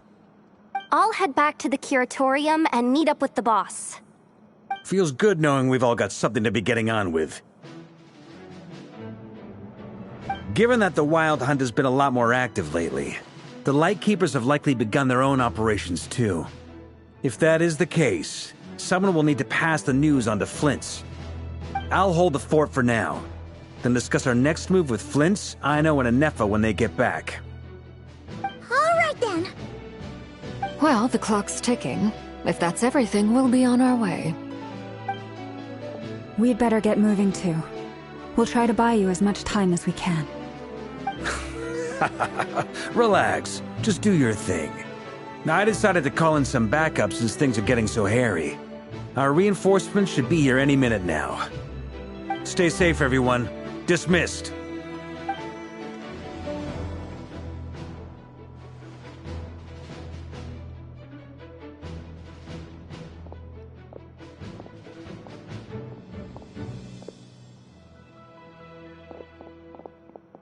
We're back.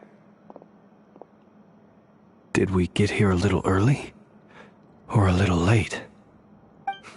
A tad late. The others have already set off.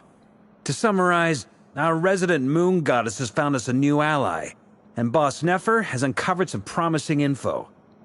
Everything going smoothly on your end? Not great. I don't know how long we can stall them for. The decoys are getting taken out way faster than we imagined. I'm gonna make some more later, but I need a timeout first. I'm so tired right now. Oh, right! Inefa, could you fill in Uncle Varka on what we just discussed with Flint's? Sure. Uncle Varka, you previously told us about how when you went to investigate a source of the Wild Hunt in Amsvartnir, you discovered that it was just a diversion. But according to Flint's intel, several outbreaks of the Wild Hunt had already occurred in Nodcry in the period leading up to that. That was before Rerir had regained his body, when he was far from regaining his full strength. In other words, in theory at least, he still lacked the means to act in two places at once. Flint's, with everything that's been happening, the Lightkeepers across Nodcry are rallying to fight back against the Wild Hunt. They're gonna need your help. I know, I'm sure you're capable of coming up with something far more effective than decoys. But for now, you should stay here and get some rest. And Effa and I will head back over to Amsfartnir to see if there's anything I missed. I told you Uncle Varka would say that, didn't I? A deal's a deal. Not a word about my snack intake for the next week. Database updated. Reliability of Aino's predictions increased. What does that mean? They were betting on how you'd respond after hearing their intel. It's the obvious choice, isn't it? That's hardly worth betting on. We already decided that Anefa should go investigate the situation over at Amsfartnir on her own. You might as well stay here and keep watch. Someone needs to hang back and oversee our strategy meetings. And besides, you still haven't fully recovered from ambushing Rerir. So I've ended up with the easiest assignment. Well, I appreciate it, everyone. See you when you get back.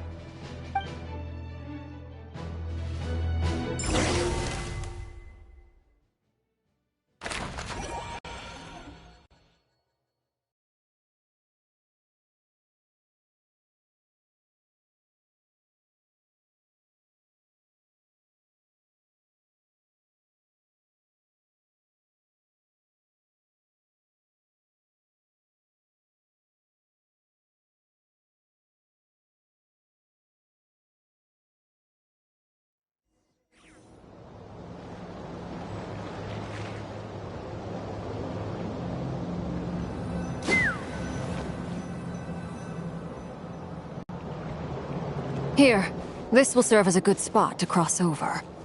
Arlecchino, hold up a second. Since you brought us all this way, would you mind telling us what you've got planned? We still haven't got the slightest idea what's going on here. And if even Columbina doesn't know where the iridescent moon's marrow is, how do you? Simple. Because I am an inheritor of the royal bloodline of the Crimson Moon. And one of the last surviving embers of the Two Worlds' flames. Huh? Are you serious? Isn't you're a descendant of that Crimson Moon dynasty we were just talking about? The one from ancient Conria? Your surprise is understandable. I was also taken aback when I first learned of it. But the more I thought about it, the more I realized the signs had been there all along. When I was young, I discovered I could wield a very special kind of fire. It coursed like blood through my veins and smoldered away inside my nerves. What's more, whenever I experienced strong bursts of emotion or drew too deeply on this power, it was like some kind of presence within the fire would begin to gnaw away at me, consuming me from the inside out. Exactly. That is why my hands are like this, too. At first, I saw it only as a curse, but once I became a harbinger, the Jester apprised me of the truth. Together with my own investigations, over the past few years, there are several things that I have gradually come to understand. For instance, take the so-called Crimson Moon. In truth, it is nothing more than the shattered remnants of the iridescent moon, fused with the abyss to prolong its lifespan. Since this blood flame was bestowed upon me by the Crimson Moon, it is a fusion of the iridescent moon's former power and the corruption of the abyss. You all understand the nature of the abyss well enough. I draw upon its power, and in return, it hungers for my soul. This strange blackness is the mark of corruption it has left behind. If I recall correctly, you once told me that if the corruption ever made it to your heart, you'd become a completely different person. Yes. And that's the reason I'm always careful not to push my power too far. It's essentially a never-ending tug of war. Oh, sounds intense. Anyway, the rest of my story can wait. Is there anything else about the Crimson Moon or the Iridescent Moon that you're unclear about? Paimon has a question. So, the Crimson Moon that the Karians used to worship was actually the Iridescent Moon, right? Which was one of the three Moon Sisters. Does that mean that the Karians were to the Crimson Moon as the Frost Moon Scions are to the Frost Moon? So much of that history has been lost. We have no way of knowing exactly what they were like. But I would suspect that the Conrians weren't as devout in their moon worship as it might appear. The iridescent moon's remains simply served as their link to the Abyss. Later on, perhaps someone discovered a way to make direct contact with the Abyss. Or maybe there was some kind of ideological divide. Either way, a dissenting faction staged a coup and drove out the royal heirs of the Crimson Moon dynasty. Still, even with the dark sun looming high overhead, the Crimson Moon's glow never truly faded. If you want living proof, it's standing right before you. The first time we met, I sensed something familiar in your presence. When I looked at you, I felt I could see that mysterious red moon in the corner of my eye. In your flames, I saw its broken image, surrounded by a strange black aura. Well, I appreciate that you kept it to yourself. Much about the Crimson Moon is still a mystery, and I'd prefer not to end up as the object of an insane research project. Anyway, time is against us here, so if there's any other questions, they'll have to wait. I just want to make sure I've got one thing straight. In her letter, Sandrone mentioned that since you are unable to contain the iridescent moon's marrow yourself, you intend to leave it in my custody. Correct? That's right. For now, it's the only way I can pay you back for your help. The iridescent moon is already part of who you are, so with its marrow in your possession, you'll be even more powerful than before. Deal. Then let's get started. Get what started? What does this place have to do with the Crimson Moon? When I first became a Harbinger, the Jester gave me a book called Paranhari, also known as Leobranto Innamorato. You should be able to buy a copy next time you're in Fontaine. It's a love story set in the Crimson Moon era, but setting aside the tangled romances of its characters, it also records a few interesting details. In the Crimson Moon era, or so the story goes, there was an orphanage that received children from beyond the bounds of this world, and subjected them to a peculiar induction ceremony. Beyond the bounds of this world? For real? And what kind of induction ceremony? The Crimson Moon sages looked beyond this world for beings with powers that surpassed the gods. But fearing they might lose control, they subjected these children to a process of refinement. They made these children crawl up a fireplace and kept asking them, "Have you died? Did you see it?" Until they finally admitted to having died and seen a crimson moon. The adults embraced the children who passed the ritual, telling them, "Within the fireplace, you have traversed the flames between two worlds. Here and now, you are born anew." The book leaves much unsaid, but I suspect that this was their way of branding the children they had enrolled, leaving an indelible mark upon them so that they would forever live in the Crimson Moon's light. That explains why I can't sense the Crimson Moon's marrow in this world. It makes sense that it would be sealed in a special space that can only be accessed temporarily through some kind of ritual. But there's no fireplace here. Do you see a chimney anywhere? Oh, are we supposed to build it ourselves? Okay, fine. Paimon will go find some bricks.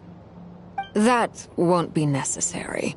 The fireplace is purely symbolic. The key to the ritual is crossing the flames between two worlds. In other words, the flames that burn within me. Those burned away by such flames leave behind a kind of ghostly afterimage in the world. In the days of Conria, people believed they could be used to bridge the gap between the two worlds of life and death.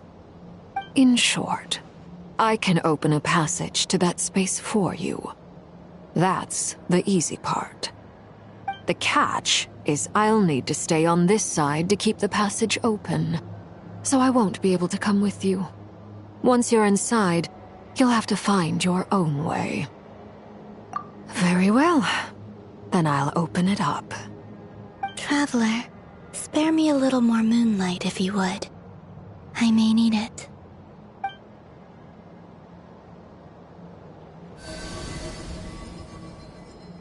Thank you. I feel like I've recovered some of my strength now.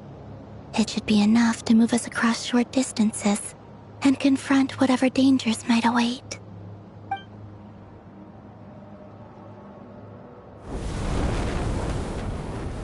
Mistress of the seven hues of ages past, great mother of the present, crimson-clad sovereign of the two realms, by fire severed, by fire renewed, I offer myself now and beseech your descent.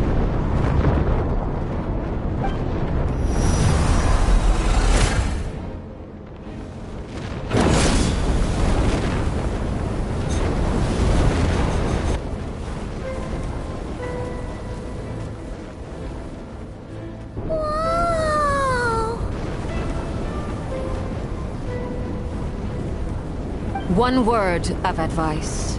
As you're crossing over, no matter what voices you hear, do not answer. Got it!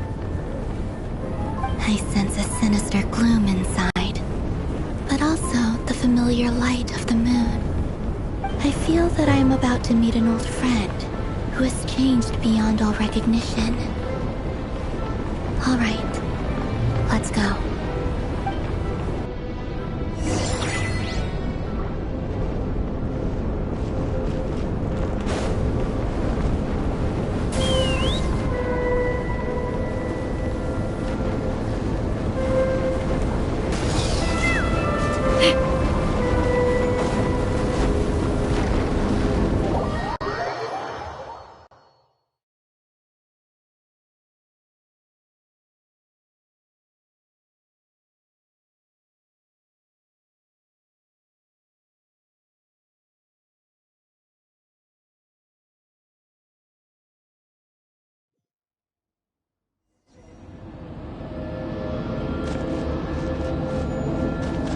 Take me up!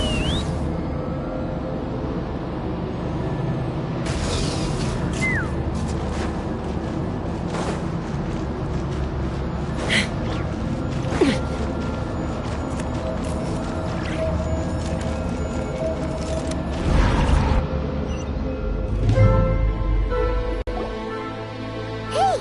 Look up at the sky! A red moon!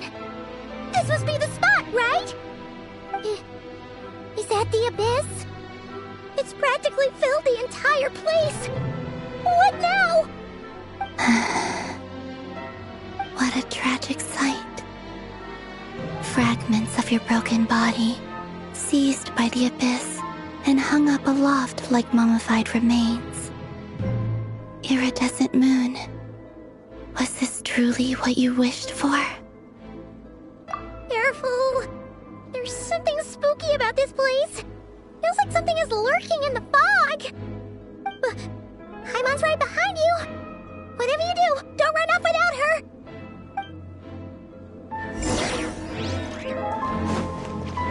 By the way, Almina, didn't you tell us that the iridescent moon had shattered into pieces? The moon up there looks pretty whole to Paimon. How is that possible?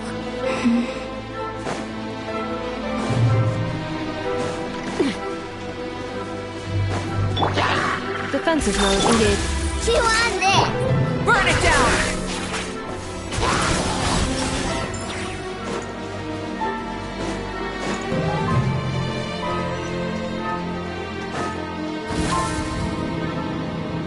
Just like I thought. It was only a facade. Light it up!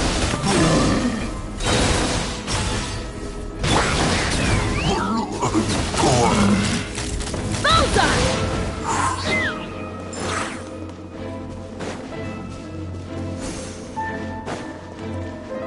Let's fly.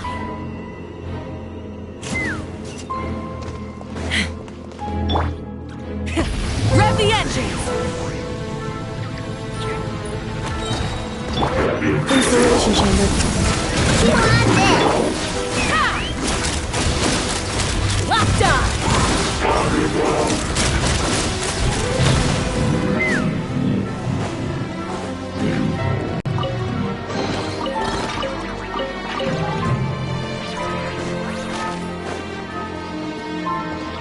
Take me up.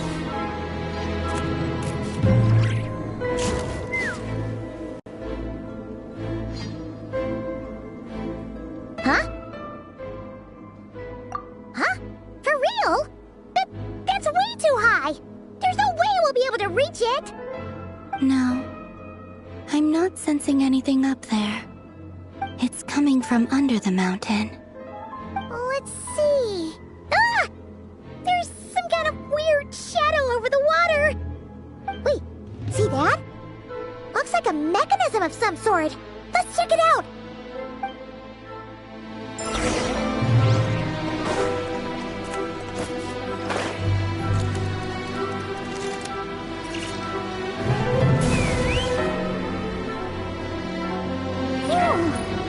Looks like a device from the time of Kalia. Maybe people once came here to study the Crimson Moon's domain, and they left this behind. Oh, if we can activate it, we might find some clues.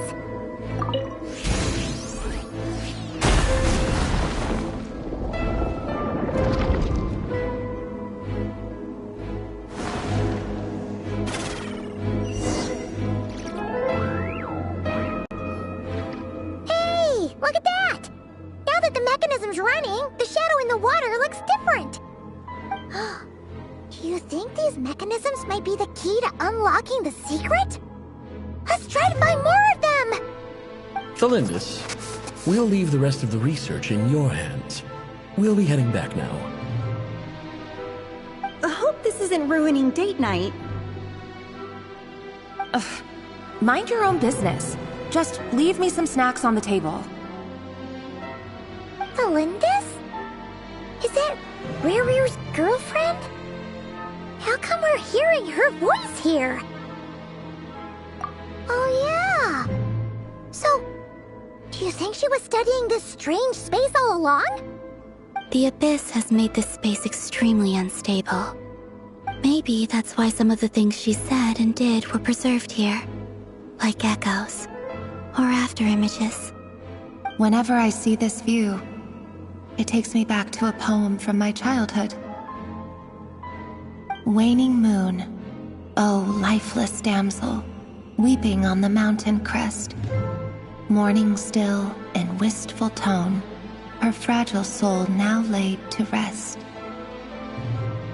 For me, of all people, to be here investigating the mysteries of the Crimson Moon space. Is it a coincidence? Or something more?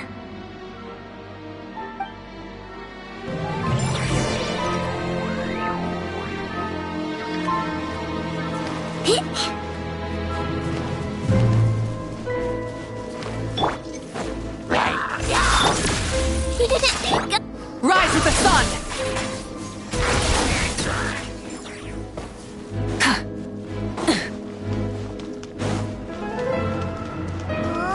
Looks like the Abyss has messed up this mechanism. We need to find a way to get it working again. Let's see if there are any other devices nearby.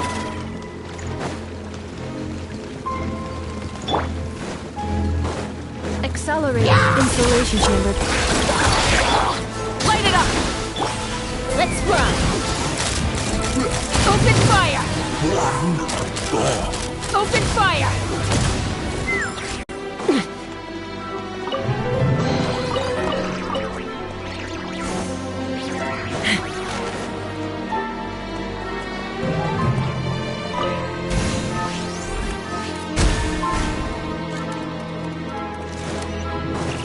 Take me up!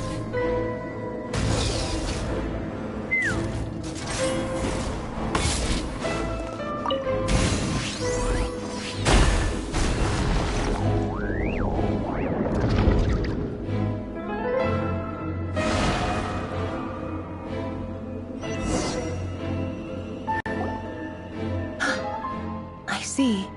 So the moon marrow, or rather the power of the 3 moons, is the key to unlocking... If it really does exist, then maybe this madness can finally be put to an end.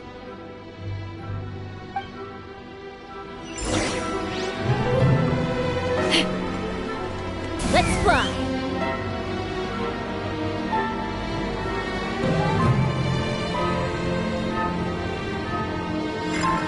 Take cover behind the rocks!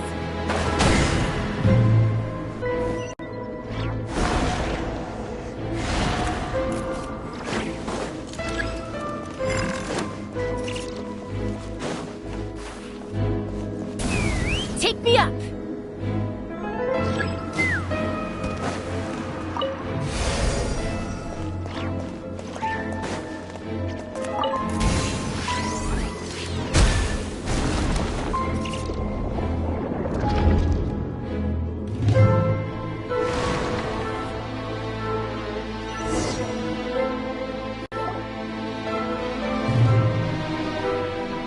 With the Abyss inhibitors in place, I should be able to access the chamber with the moon marrow. Oh, Rerir, with every step you take, you're drifting further from what you truly desire. But you're not the root of the problem. Ever since that outsider set foot in Conria, the Vinster King has sunken deeper into madness. If only I could get my hands on that outsider.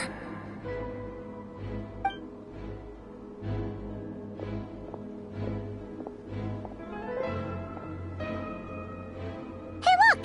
The moon's reflection is back to normal! Elendis' voice mentioned a chamber with the moon marrow.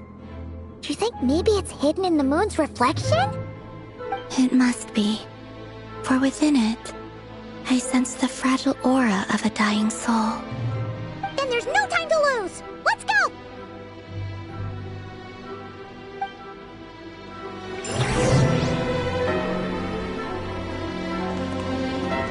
Let's fly!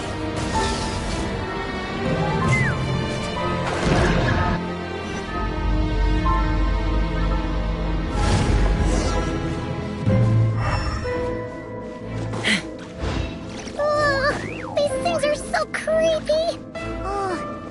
Looks like we'll have to destroy them if we want to get to the iridescent moon's marrow!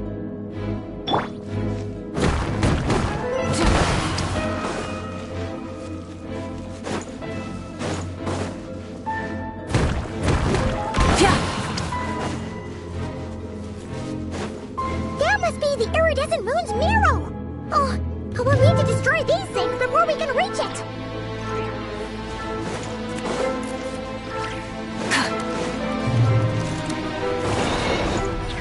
Burn it down! Defensive mode engaged. Chew on this! Ding dong rock! Preparing for dust up. Light of the blazing sun!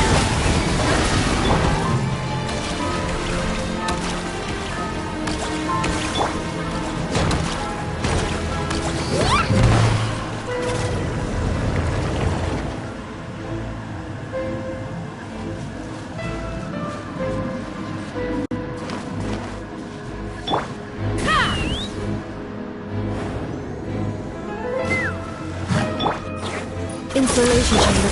Good luck! Rise with the sun! Take me up! Open fire!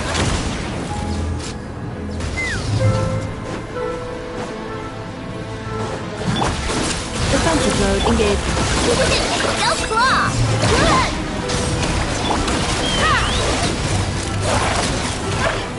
Locked on!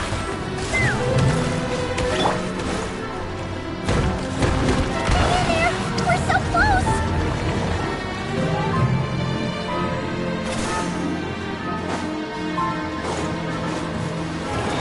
Burn it down! Installation chamber deployed. Chew on this! Full throttle! Ultimatum protocol. Hold on to your hats.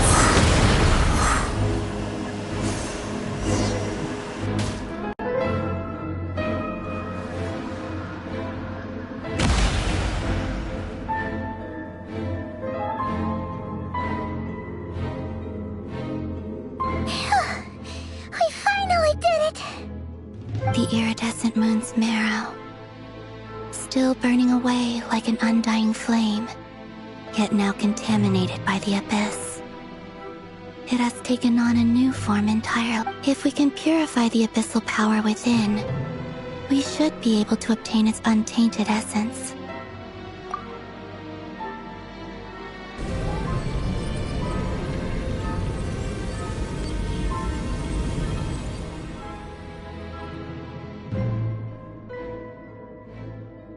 It's so cold.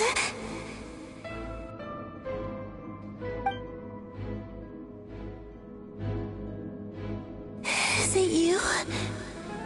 Are you here? Huh? Are you talking to us? At long last, I can see you once more. Our fates have crossed, and I am finally free. I'm sorry, I lied to you. Even knowing what was to come, I still couldn't let go of the fear in my heart as death drew near. The moment the moon shattered, my body began to split apart piece by piece. Like I was being cut into pieces by 1,000 blunt blades. My thoughts scattered as the cold crept in. But I could not bear to fade away like that. Tell me, what was it that brought you to us all that time ago? If only I had possessed your courage, then I might have been spared this torment more painful than death. You look so puzzled. That's how I felt too when I first saw you. But trust me when I say that everything happens for a reason. Farewell, Hypo.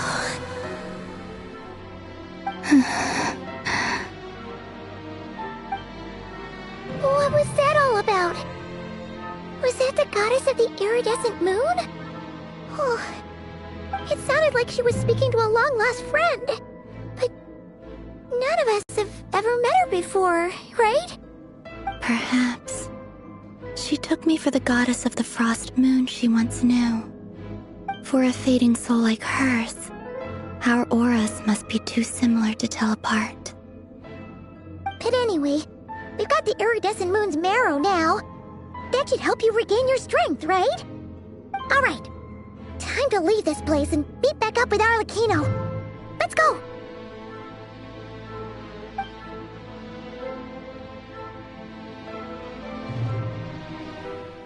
That's odd.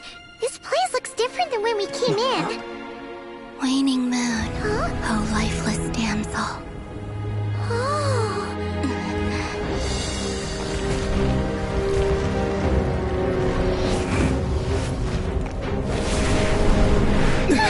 Hurry! The place is collapsing! It wants to trap us here. Who's it? The abyss? Now we've taken the moon marrow. All that's left here is a dark will. It will show us no mercy. Give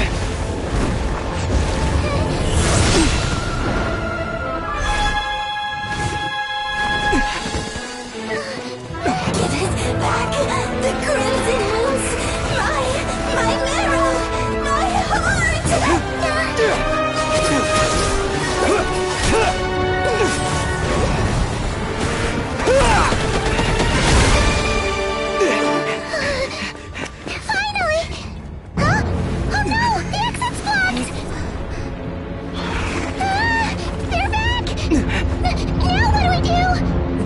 is where you fall. Witness my rise. What are you waiting for?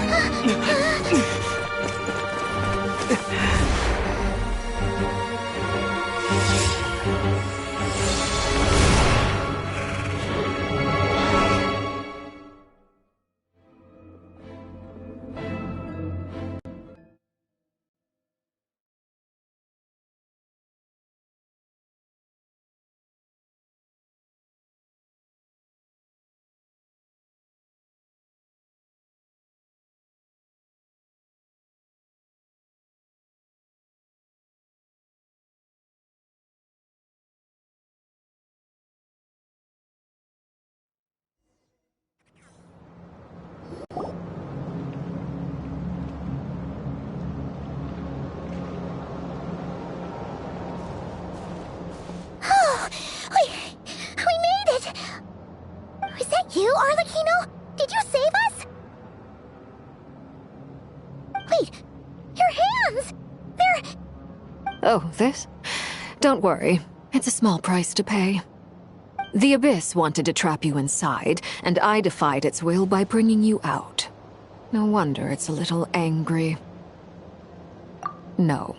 I have paid the price, albeit a small one, and it cannot be undone. My hands have already fused with the Abyss. Purification would simply destroy whatever's left of them. But surely... Oh... We're so sorry, Arlecchino. Paimon can't believe you'd make a sacrifice like this for us. As much as I'd like to call it a favor, the truth is I was simply holding up my end of the deal. Well, Columbina. Yes, you did your part. And as promised, I will leave the iridescent moon's marrow in your care. From this day forth, may the two worlds' flames burn ever more brightly.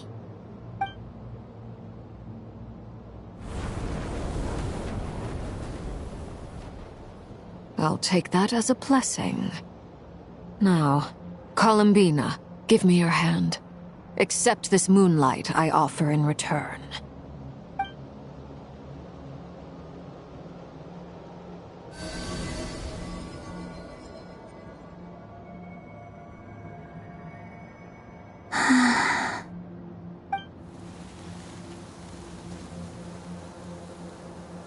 Feeling stronger? Hey, Columbina! Are you okay? I'm fine. Our powers are a little at odds, that's all. By the Frost Moon's authority alone, wielding the power of the other moons was always going to be a stretch. Still, I think it's fair to say that your strength has returned, at least to the level it was at as Third Harbinger. It's still not enough. There's no way I can hope to challenge Rayrir like this. Just one more ray of moonlight, if you would. It's okay. I can take it.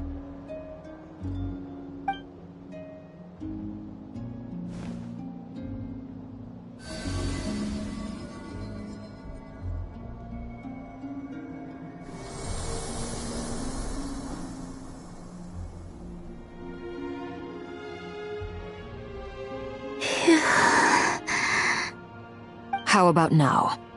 Fighting fit? At the very least, I won't have to stay hidden like before. I want to see him gone from Not Cry. The Rayrir of Solnari and his wild hunt must be sent back where they belong. Well, it's good to have something to aim for. You certainly seem more alive now than you did earlier. When I first met you, you didn't strike me as a ray of moonlight. More like a wisp of fog drifting in from who knows where, ready to scatter at the first sign of a breeze. But now, you're full of vitality, just like the Frost Moon, once the brightest of them all. May you keep shining, Columbina. This is who you are. Thank you. Look after yourself too, Arlecchino. I know you have plans of your own, and that's why you're always seeking to grow stronger. But whatever you're after, don't let the Abyss take a hold of you. I do not wish to see you go down the same path as Revier. I appreciate the concern, Columbina. Although perhaps it's time you took a new name. A new name? Kutar, the Moon Maiden, Columbina. They're nothing more than code names. They describe who she is and the roles she's played, but they're not her real name. We often use code names in the House of the Hearth, too. But it's knowing your real name that keeps you grounded. Up till now, you've been living a wandering life, so you've probably never really cared. All I'll say is this. Once you've defeated Revier, give it some thought. All right, that's it from me. I'll get you back safely first, then go meet up with Sandrone. You're the best! I appreciate the gesture. It speaks to your good character. Anyway, let's get going. There are more urgent things to do right now than trade compliments.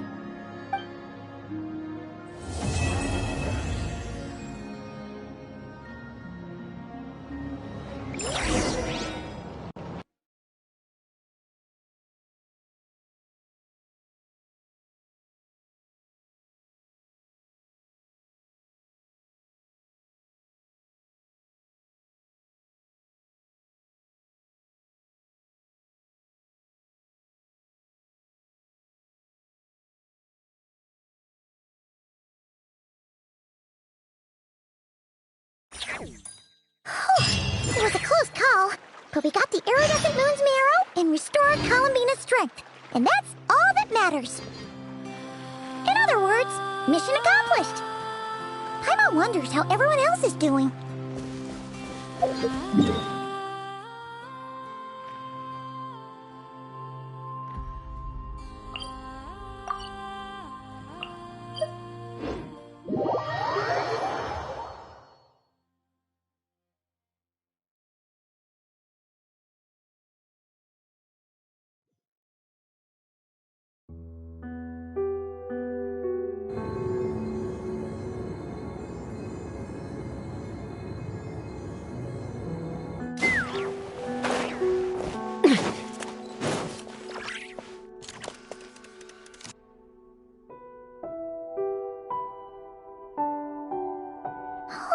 Do you think the others are making good progress?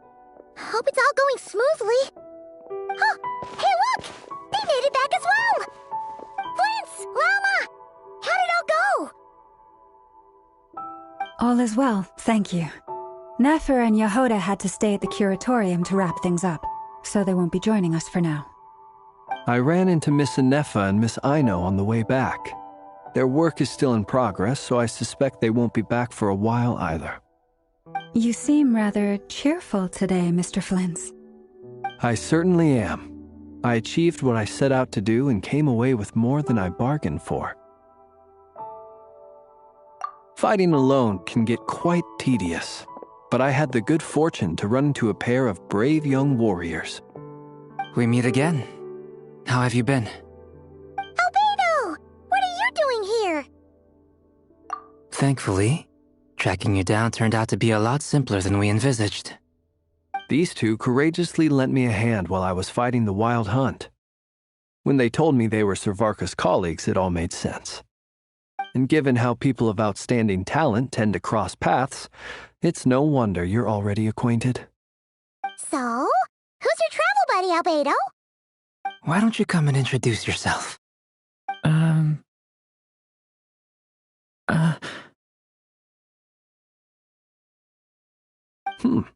A gentleman of few words, I see. And a rather stern countenance. I presumed you were acquainted with him. Is that not the case? It's nice to meet you. Again. We've technically met before. Wait a sec! You're Minnie Durin! That's right. It's me. I'm glad to see you again. By the way, he says it's okay if you drop the mini. Yeah, I'm not as mini as I used to be. Interesting, isn't it? The first step towards blending into human society appears to be reflecting on whether one's name really reflects who they are. Wow! You look so different! In a good way, of course. It's great to see you looking so healthy. Thank you, Paimon. And although you're as mini as ever, I understand that diminutives don't always convey endearment. I'll be sure to simply call you Paimon as a sign of my great respect for you. Wow! You're such a smooth talker now. Paimon could get used to this. From now on, you may refer to her as your esteemed guide, Paimon. Personally, I think our little Paimon is the perfect size. When people call her Little Paimon, it's just because she's so adorable that they can't help themselves. If that's not a sign of endearment, what is? You're absolutely right, Miss Lauma.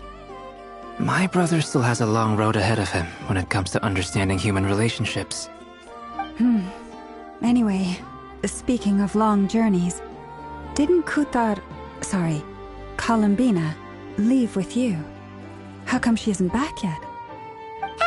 She's been catching up with old friends. Wouldn't be surprised if she stopped for a cup of tea or 10 on the way back. Uh-oh. People are talking about me. Hope it's nothing negative.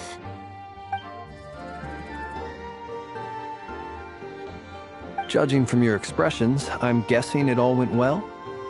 It's getting crowded here. I'll go grab some chairs. No need. This is a job for an alchemist. I'll whip some up momentarily. Thank you for your hospitality, ladies and gentlemen, but I was merely escorting my friends back. I'll be meeting Sandrone shortly, as we still have some things to discuss. It's been a pleasure, everyone. But this is where I'll say goodbye. We really appreciate your help. Oh, come on. Spare the formalities. I'm just glad I could help out some true friends. I understand. Well, bye for now, Harlequino.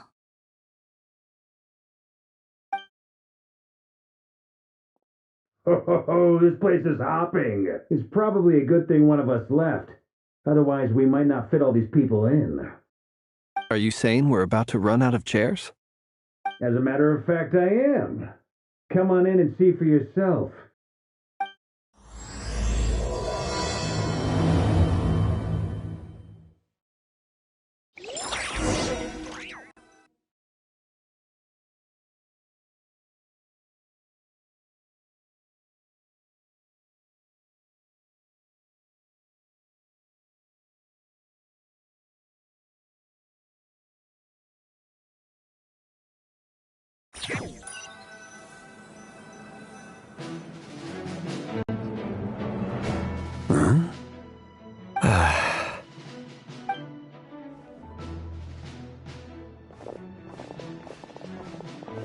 I overheard your little chit-chat outside, by the way. With Miss Columbina's colleague gone, we should be back to the original crew plus the other colleagues I brought in. Though, it looks like we have another new face. Someone else managed to rope in a colleague too? Frankly, you and Paimon are the only people I know here. This here is Deanslip, colleague of Tibet's greatest guide, Paimon, and greatest adventurer, the Traveler. Well, not exactly colleagues, more sort of friends. When someone else jumps in to do the announcing, you know you're speaking to someone important. Let's hear what he has to say. Note to self. Once Paimon knows your name, the rest of the world will soon follow. When he comes looking for us, it's usually something important. Paimon's guessing you've heard about the Wild Hunt, then. From the looks of it, you're about to hold a meeting. If I were to say that the Wild Hunt is our mutual enemy, would that earn me a seat at the table? As the saying goes, the enemy of my enemy is my friend. Mr. Dainsleif, there's a seat with your name on it. Though, I can't promise the same for everyone else. Hey, Albedo, think you can rustle up a couple more chairs? After all this time apart, Grandmaster Varka's first order is to rustle up a couple more chairs. I've missed this. Is he being sarcastic? Hey, he's your brother. Why are you asking us? I've still got a lot to learn about the nuances of human conversation. Trying to decipher Albedo's way of speaking has been like jumping in at the deep end. Oh, good point. Paimon gets you now. Don't sweat it. There are people who go their whole lives without getting the hang of it. You're ahead of the game already.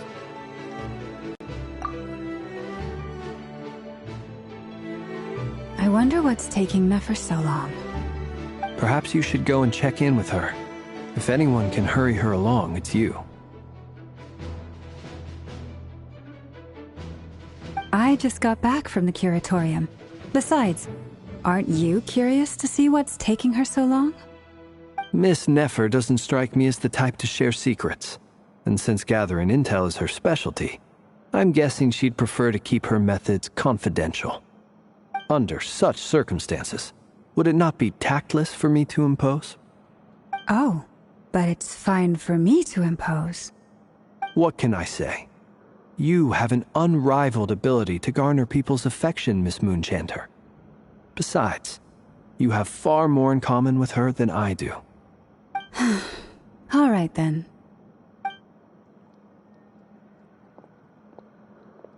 Impressive. She barely fought back at all. I admire your powers of persuasion, my friend.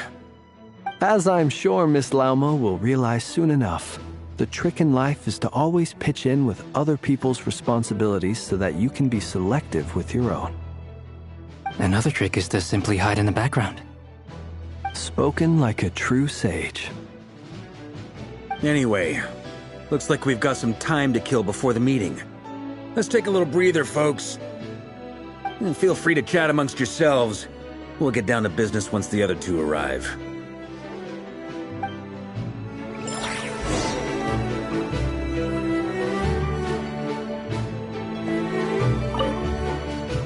You're both awfully quiet.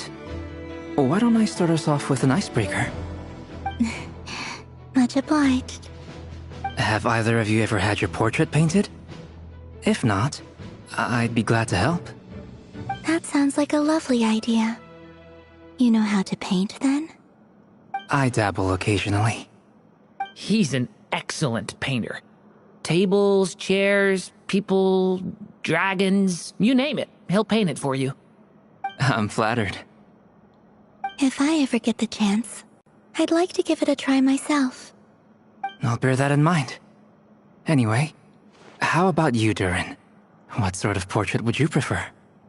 Oh, I'd be fine with anything. Whatever style feels best to you. Very well. Then I'll play it by ear. You can replicate any style I want? I can try. If you show me a sample, I'll do my best to match it. Thank you. In that case, I'll dig up some reference material for you.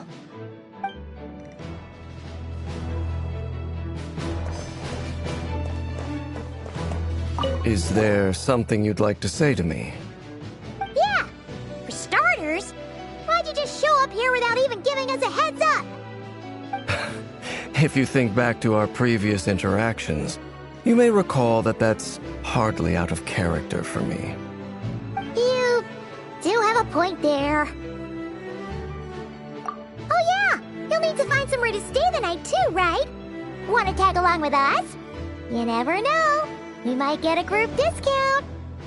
Sure, let's do that. Great! Paimon will handle it! And in return, we can get Dainsleif to be our very own personal bodyguard. If that's what you had in mind, you should have said so sooner. I'd be happy to help. Oh, okay then. Paimon was only kidding, but good to know. Anyway, since we're all here together, we might as well watch each other's backs. That's just what friends do, right? Indeed. Thank you.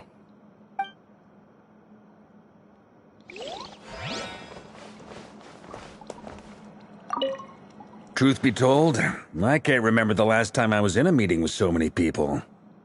You're not alone there, my friend. The Lightkeepers also struggle to bring everyone together for a serious discussion. I don't doubt that. I've only ever met two Ratniki, one being you, and the other being that young guy, Itlua. Itlua is a good apple, I'll give him that. He's kind, honest, and regularly delivers supplies to my lighthouse. A true Ratnik to the core. In that sense, he puts me to shame. So you're what? A fake Ratnik? That's what it sounds like you're saying. But I get the feeling that's not quite what you meant. Come on, why the awkward silence? Sorry. I'm not even gonna bother trying to hide it. You've known all along, haven't you, my friend? Now that was an awkward silence. Let's just keep this between ourselves. Probably best if Itlua doesn't know, huh? That goes without saying. Gotta be careful what you share with youngsters, after all. Anyone else in the know? Let me guess. The Traveler and Paimon? It's dangerous being too sharp for one's own good, you know. Then, in the name of the Animo Archon Barbados himself, I swear, your secret's safe with me. When we went for drinks, you said that you and Barbados were practically best buds. In the light of that claim, do you really expect me to take your oath seriously? Of course. Just as long as you don't go spreading around the fact that I'm close with Barbados, all right? Fair enough, then. Nothing like a bit of mutual leverage to seal the bonds of friendship.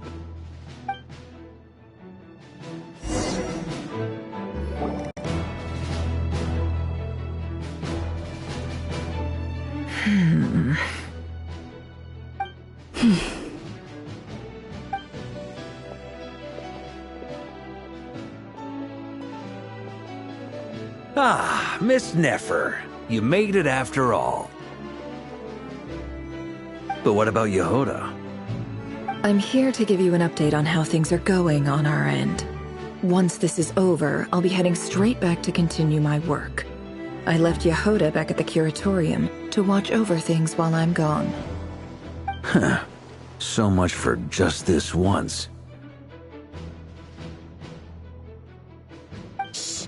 Not so loud! We're on a roll here! What if she remembers and suddenly decides to back out?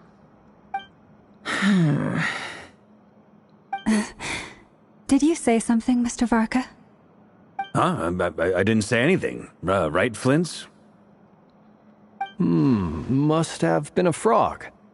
They get so noisy around here at nighttime. It's like they're putting on a concert in the background. Anyway, before we begin, there's a few introductions to make. Let me start by saying that it's an honor to be speaking before so many distinguished colleagues and collaborators. First up, we have Miss Lauma. As Moon Chanter, she's the leader of the Frost Moon Scions, a local religious community in Nodcry. Then there's Miss Nefer, boss of the Curatorium of Secrets, an intel gatherer extraordinaire. Nefer is leading the investigation into Rerer's background, assisted by Yehoda and Lauma. From the little I've heard, they're making some great progress. Over here, we have Mr. Flintz, a Ratnik and guardian of the abandoned lighthouse. In our last operation, he courageously distracted the Wild Hunt to buy time for the rest of us. For those of you who've never met, this is Mr. Albedo, a renowned alchemist and captain of the Knights of Favonius investigation team. By his side is a new face for us all, myself included, Mr. Durin, who's come to lend his aid. Next up, we have the Moon Maiden and former Fatui Harbinger, Miss Columbina. Then we have the Traveler, who's earned more titles than I could possibly hope to list out, so I'll spare you the rundown. And Paimon, the ultimate travel companion and quite possibly the best guide in all of Tevat. Wow! That's a lot of people! Great turnout! Miss Nefer, it looks like you might have another job coming your way. So, congratulations on the booming business, I guess. You think I haven't got enough on my hands as it is? Who's looking for me now? That would be me, Miss Nefer. I have a commission for you. And you are? Who I am doesn't matter right now. What does matter is that I'd like you to gather more intelligence about the Recher of Solnari. Well, it's not as if we never take on anonymous commissions, but in your case, I'll have to decline.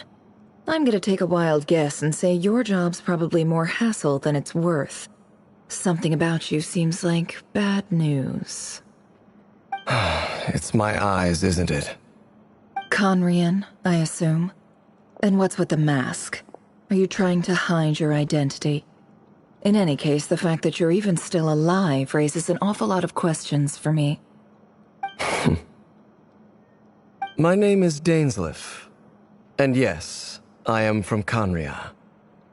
As I'm sure you're aware, the Recher of Solnari's real name is Rerir. He was once an acquaintance of mine.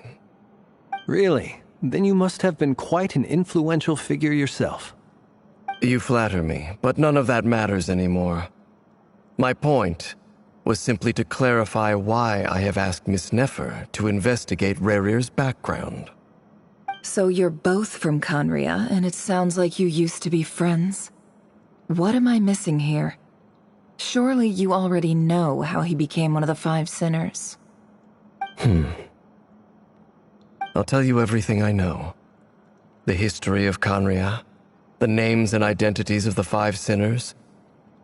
I remember it all like it was yesterday. I have never spoken openly of this before, but the truth was exactly as people say. The Five Sinners were each driven by their own desires, and it was by playing upon these that the Abyss tempted them to their fall, tearing Conria apart in the process. The visionary, Vedifenir, who wished to foretell the future. The wise, Haroptatir, who sought limitless knowledge. Gold, Rheindotter, who desired to create life. The foul, Surtologi, who pursued supreme strength. And last, but not least, Recher of Solnari, Rerir, Ravager of the Moon. Of the five, Rerir is the only one who remains a mystery to me. He never harbored grand ambitions. So what changed in the space of a single night?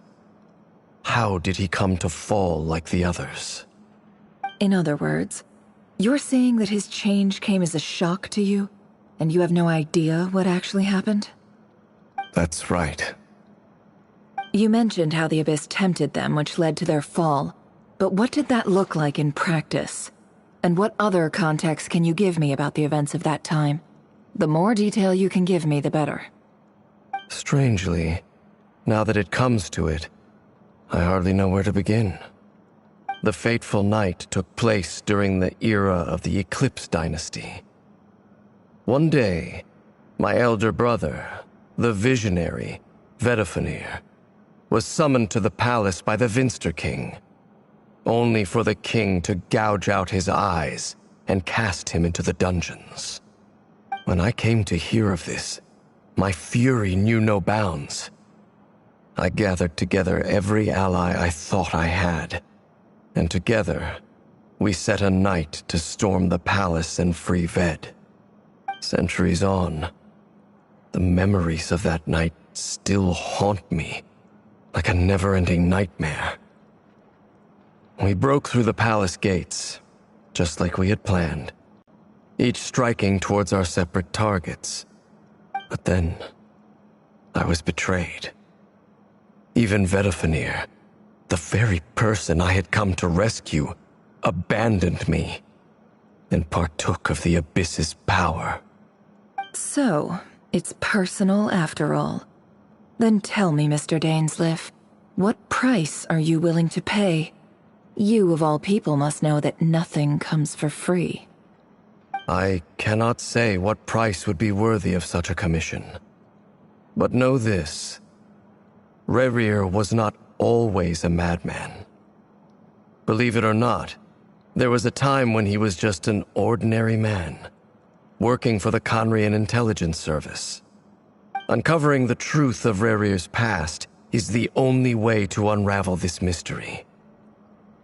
But before you decide if you will accept my commission, I will tell you more about him. Enough, I hope, to help you plan your next move. Sounds pretty good to me. Feels like we just flagged down a random passerby, only to discover he's actually a master strategist who has a score to settle with our enemy. Can I borrow your halo?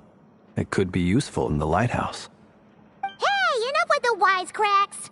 Besides, isn't that lamp of yours bright enough already? Relax. It was meant to be a compliment. If that was a little over the top for your liking, I'll make sure to tone it down next time. I'll give your proposal some serious thought, Mr. Dainsleif. Let's speak in private once the meeting is over. Before that, there's a few things I'd like to share.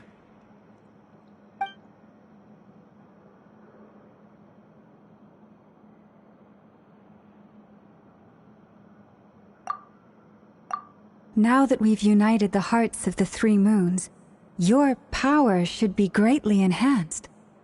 But it seems like that hasn't happened yet. I believe it will take a little longer. You've done so much for me, so I want to be completely honest with you all.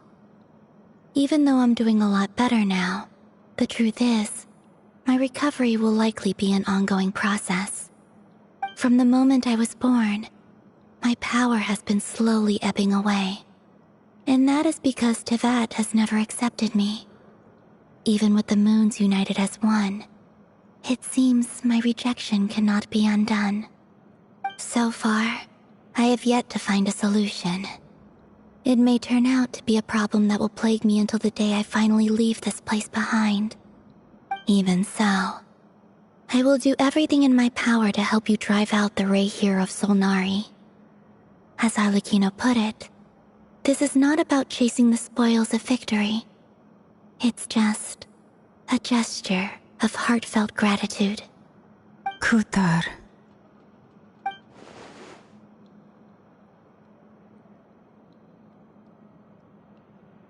Defeating the Ray here of Solnari will be no easy task.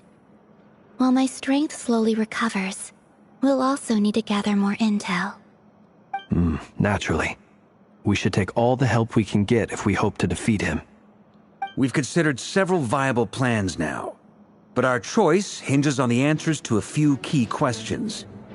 Is it even possible to kill Rerir? What experiences shaped the person or monster he became? And what's he really after? Given Albedo's expertise in alchemy, I think we should leave him to try and answer the first of these questions. Understood. As for the other two, I'm afraid we'll have to count on you again, Miss Nefer. Believe me when I say it's not my wish to burden you. But right now, relying on your skills is our only option. So you're placing all your hopes on me, huh? We can't thank you enough for agreeing to help us. Honestly, I can hardly believe how lucky we are. You sure have a talent for changing your tune, Miss Moonchanter. Timid like Yehoda one moment, then flinces insincere flattery the next. Ladies, please. I must object to your portrayal of me. That's all. Feel free to keep bickering. Just pretend I'm not here. I almost don't want to leave this room. I'm curious to see how this plays out. I have faith in you, Miss Nefer. Something tells me you'll stand by us until the very end. Oh? And what makes you so sure of that? What if I suddenly decide that my compensation is insufficient? This isn't about the money. I can sense that you've got a deep-seated distaste for Rerir. And knowing you, that alone is motive enough. Look at them getting along so well. Like 2 peas in a pod. And I'm the one they accuse of insincere flattery. There is no justice. Miss Lauma, you have to understand something. Unlike you, I don't actually enjoy having everyone's hopes on my shoulders. Is that right? Well, maybe the fact that I'm willing to put my hopes in other people says more about me than you. But the fact is, I also trust you. And that's because I know that you're someone we can count on. Anyway, we've got our plan, so let's get moving. Mr. Dainsleif, let's talk. And Traveler, once we're finished, if you've nothing else planned, I'd like you to come with me. This whole experience is teaching me a lot. For instance, I now know that when other issues come up in the future, I'll have far more luck getting Lauma to convince Miss Nefer than trying to do it myself. Hate to say it, friend, but that's one of the funniest things I've heard in a while. Why? You think I've got it wrong? Quite the opposite. But what makes it so hilarious is how long it's taken you to realize.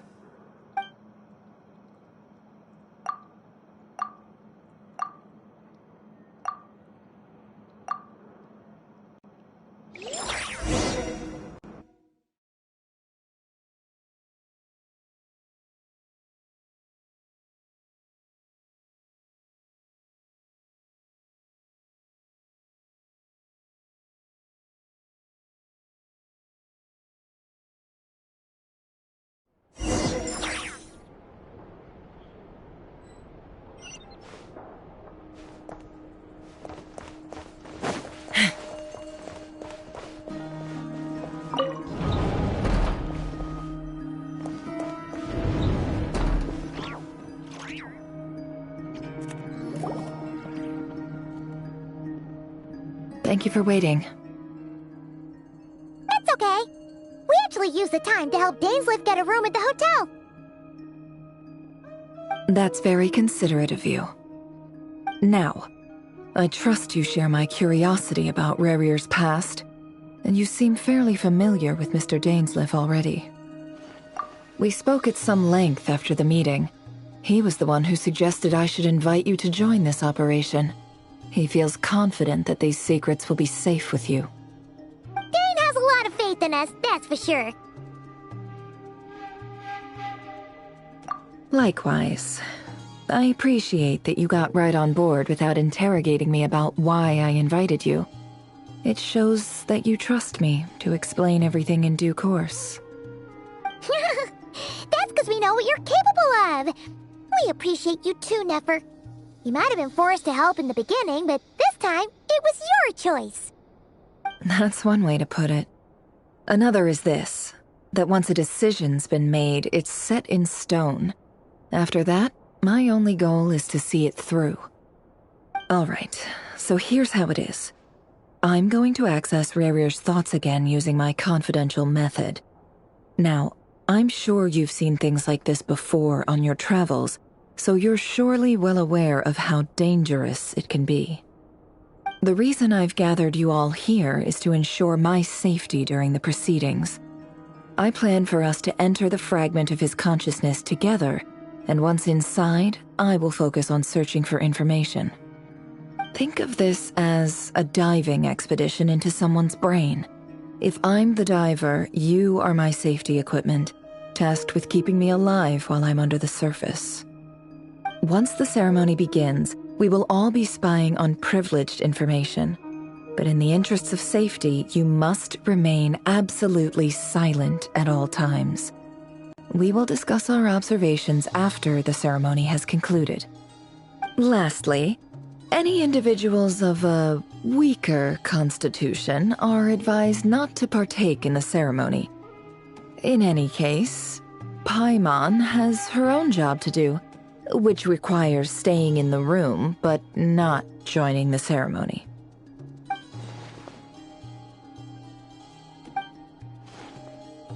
Well, good luck, everyone. Sounds like all Paimon can do is cross her fingers and root for you guys. There's a little more to it than that. I was being serious when I said you have a job to do. While the rest of us are inside Rerir's mind, it's imperative that we have a team member on the outside. In the event that something goes wrong, you will be our first responder. I don't anticipate any issues, but the extra level of safety will be greatly appreciated. I second that. This is a dangerous operation here, and you're our whole rescue team. That's pretty much the most important job in the crew. So, Paimon's like the lifeguard? Yeah, that makes sense. All right, got it. Good. Please, take a seat. We'll get started momentarily.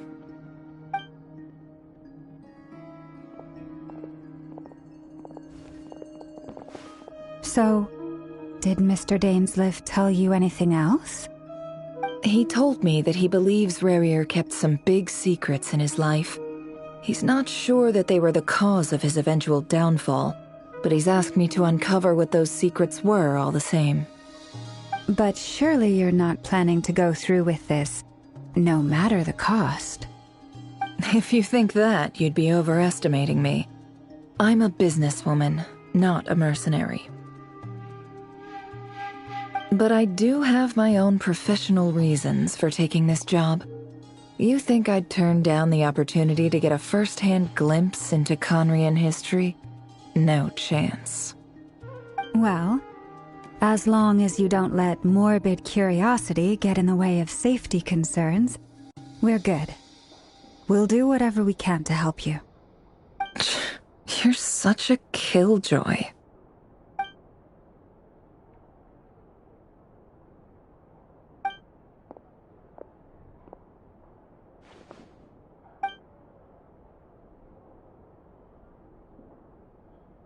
All right, I'm good to go. All set over here, too. Promise, Paimon, you'll be extra careful. All right. Let your whole body relax. We're about to begin. Close your eyes.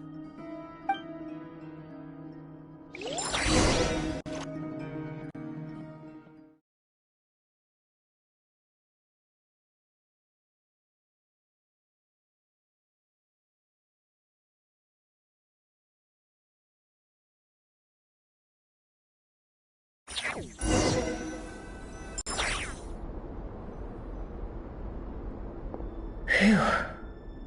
Could this be his office? Pretty standard setup. Bookshelves, paperwork, files. According to Dainsleif, Rerir used to be an intelligence operative. Chances are there's plenty of top-secret intel stashed away in this room. Is this where you keep your secrets, Rerir? Can't say I'm not looking forward to this.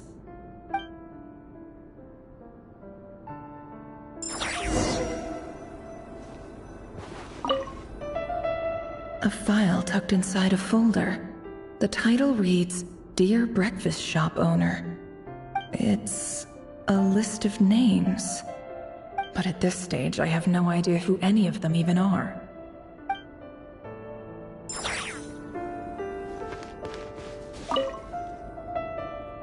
Wonder what kind of encryption technique this is. Seems like it has to be inserted into that camouflage device nearby. Aha! It's an audio recording. Please, hear me out. I can't shake this feeling that someone's been spying on our house. No, I'm not being paranoid. It's true. I saw someone dressed in all black. It was a couple of days back, but that was on another street, not near my house. I swear, I know what I saw! There's a note in the margin. Surveillance of the run for their residence has concluded. We apprehended the target and filed the mission report last night. Could the voice in the recording belong to one of Rerir's targets?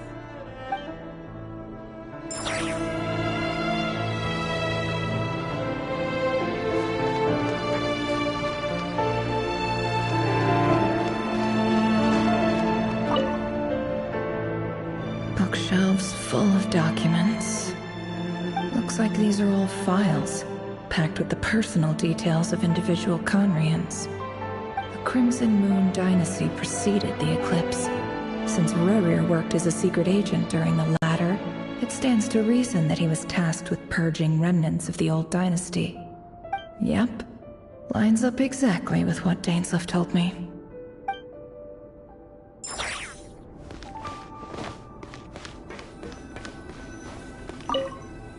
He looks even gloomier than last time. I wonder what's changed.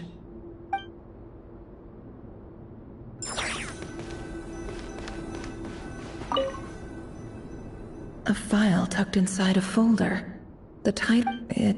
But at this stage,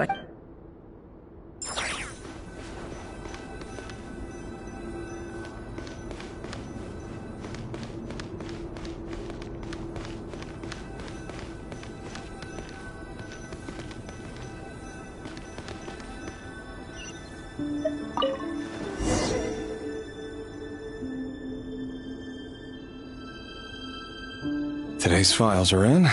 Time to wade through them, just like usual. Male, 51. Occupation, cook. Confirmed Crimson Moon descendant. Has maintained frequent contact with other descendants over the past year. Poses a threat to the dynasty. Neutralized on...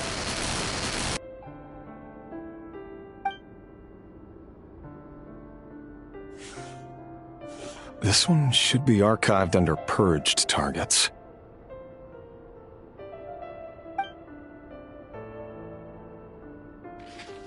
Female, 23. Occupation, office clerk. Confirmed Crimson Moon descendant. Has maintained frequent contact with other descendants over the past year. Poses a threat to the dynasty. Neutralized on...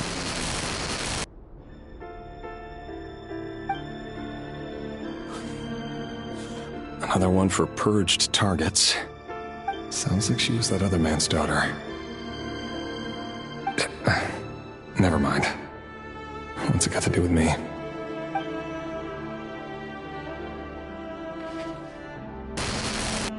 Male, 40. Occupation, teacher. Confirmed Crimson Moon descendant. Has been observed making contact with other descendants during the past year. Poses a threat to the dynasty. Neutralized on...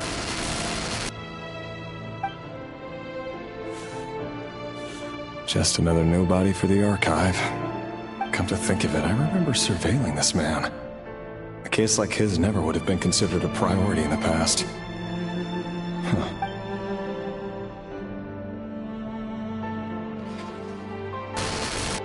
Female, 16. Occupation, none.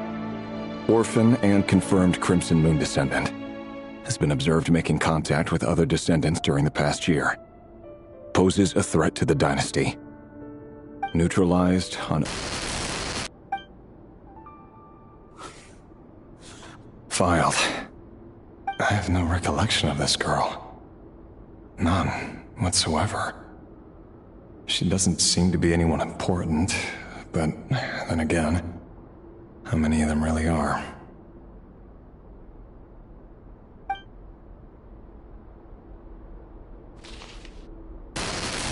Female, 13. Occupation, none. Orphan and confirmed Crimson Moon descendant. Has been observed making contact with other descendants during the past year. Poses a threat to the dynasty. Neutralized on... Filed.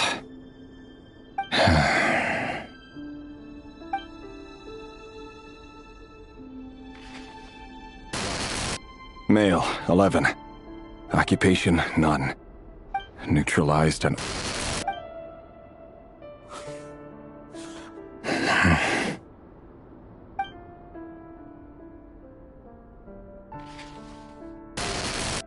Male, 6. Occupation, none.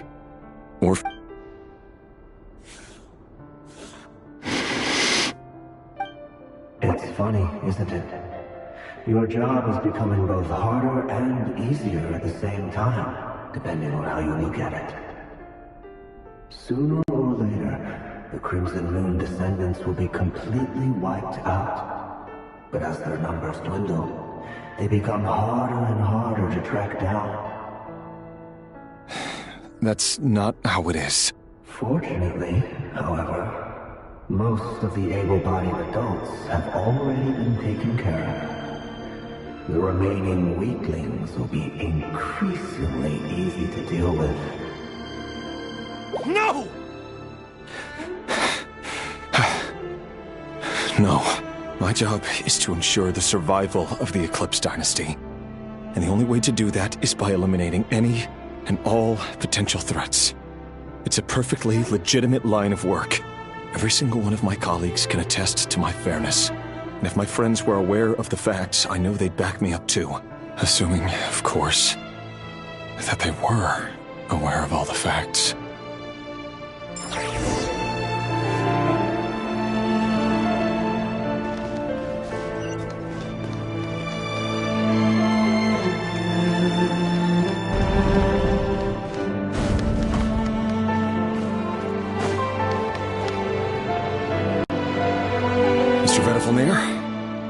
It's been quite some time since we last met. Rerir, I trust you're here because you have something important to discuss. Forgive me. I wasn't tuning out, it's just, I noticed you didn't even phrase that as a question. As if you knew I was coming. Tell me. Does someone in your position ever feel the need to ask questions at all? It is indeed within my power to foresee certain things. Things like your arrival. I was just thinking. It won't be long before I'll be inviting both you and Dane to my wedding. That isn't a lie, but nor is it a fact as such. It's a wish, isn't it? No fooling a prophet, is there? Ever since that day we met for drinks, I knew it was only a matter of time before you came looking for me. Does it feel good? Knowing how the future will unfold. I'm afraid the notions of good and bad fail to capture the complexity of what such a power entails. Once you've seen what will come to pass, it can be all too easy to succumb to fear and melancholy. Unless, of course, you learn to abandon these feelings. You fear my silence, and long to hear the words I left unspoken that day. That's right. You must have noticed my reluctance to broach the subject, and the reason is simple. Because the truth could never have lived up to your hopes. For both our sakes, such words are better left unsaid. The burden of prophecy was never meant for your shoulders. So who exactly do you deem worthy to hear your prophecies? None but our exalted king? Or rather, our king as he once was. You're closer to his majesty than I am. You must know better than anyone how much he's changed. You say that as though it is to my benefit. Yet precisely because of that, I dare not speak rashly.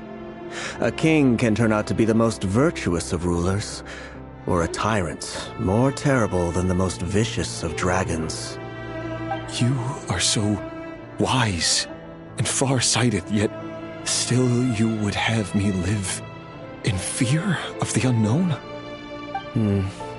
You make a fair point. Especially given my silence alone was all it took to send you spiraling downwards. Very well then. Let me offer you some advice. And I say this not as a prophet or a visionary, but simply as the brother of your friend. For many reasons, there is very little chance of your marriage ending in happiness.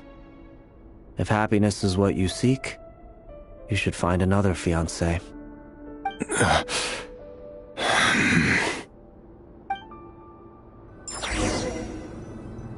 Hold on. There's that same black fog again. Could this memory belong to Thelindis? Guess I'd better tread carefully.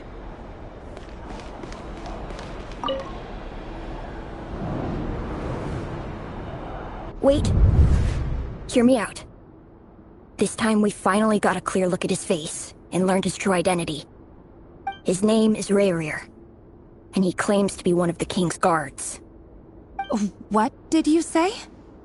A cruel irony, isn't it? The man you're set to marry leads a double life as a brutal executioner. Why are you telling me all of this now? Simple. It's because I want you to kill him. You are the only person he would never suspect. No, absolutely not. I would never dream of doing such a despicable thing. So you'll just stand by and watch him slaughter us to the last? Do not forget that the blood of the Crimson Moon flows in your veins too. The blood of the Crimson Moon? What does that matter now? The dynasty has long been dead and gone. You think that alone is reason enough for me to throw away everything I have? Why wouldn't it be? You two were once a child of the Crimson Moon, just like me. Don't tell me you've never felt so much as a flicker of fury for the way we were trampled into the dust. As long as you promise to abandon this pipe dream of restoring your dynasty, I can try to persuade him. Or have him persuade the Vinster King. Persuade the Vinster King? Do you even know why he's so obsessed with hunting us down? Why he keeps trying to force us to hand over our secrets? Over and over again? Or why we refuse to give up on restoring the dynasty? The Vinster King. A blind fool. His eyes clouded by powers from beyond this world. A petty little man with a miser's heart. And he dares to sit upon the throne? Mark my words. Sooner or later, Conria will fall. And it will be his doing. If you can't bring yourself to do it, so be it. Just you watch. It won't be long before calamity descends upon us all. The Rayrir of Solnari. That really is quite a secret you've been keeping from me, Rayrir. But who am I to talk? Am I really any better? I've kept my own past a secret this whole time, too. Love should be built on honesty. But ours was born from lies. And yet, is it really so wrong to hide things that would only make life harder? If we don't cover up the parts that no one else should see, how can we go on pretending to be normal? Vedifulnir must have known all this. And that's why he made his prophecy. In the end, nothing stays hidden forever. But I won't just sit by and watch this disaster unfold. I'll do everything in my power to protect what I cannot afford to lose, no matter who I have to face.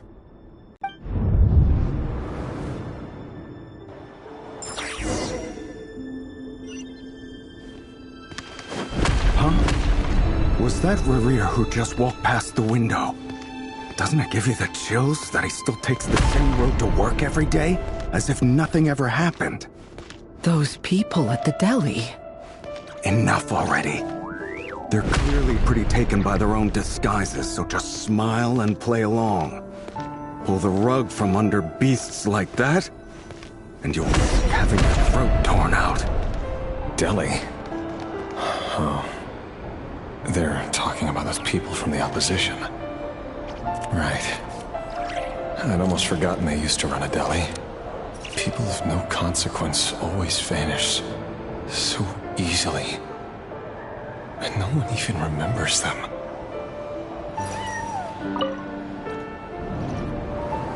But surely you can see he's not the man he pretends to be!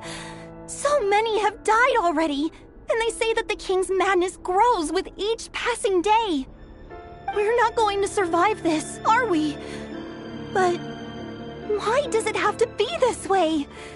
Do we really deserve to die just because of the blood that runs through our veins? Felindis, are you even listening? Sorry, Freether. My mind was off wandering. I heard you, though. you're talking about what Rerir said. He's just following the king's orders.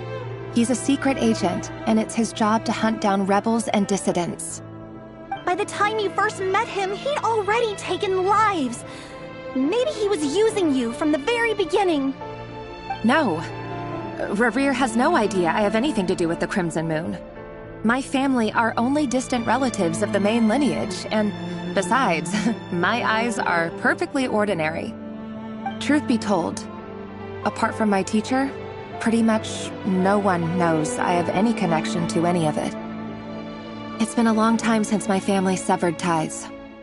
But as Orlog said, who could possibly talk sense into that raving lunatic of a king? No one. I'll work something out. Trust me, I'm with you all. But for now, you need to keep yourselves hidden. Don't let anyone find you, anyone at all. Don't forget that Rerir is an Eclipse operative. You need to be extra careful when he's around. And when I am too. For now, don't come looking for me.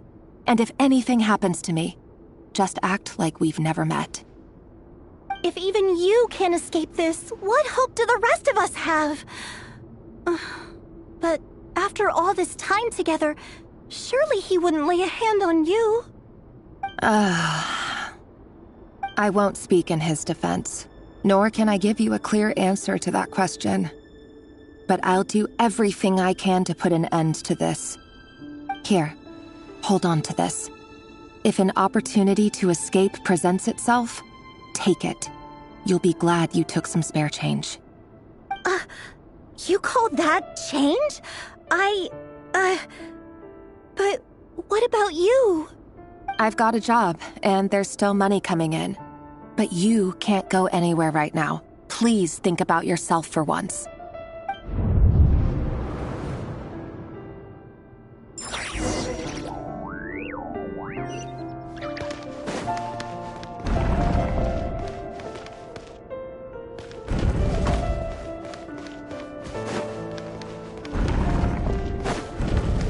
Another day, another round of assassination training. Training ground is just beyond this hidden passageway. When you kill a person, doesn't it bother you when you end up covered in their blood? Why would it? Aren't we all just walking blood bags? But not everyone is accustomed to hunting down others like prey. You've been a hunter for so long now. You seem to have forgotten that most people don't just go around killing one another. Leave me alone.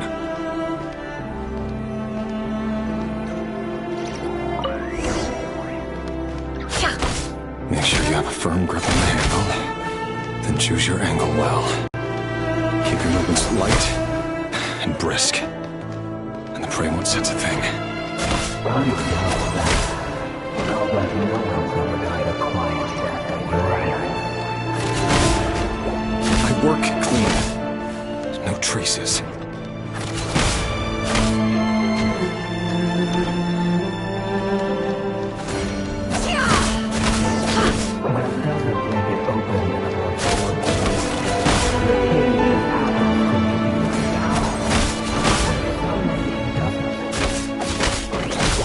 That won't happen.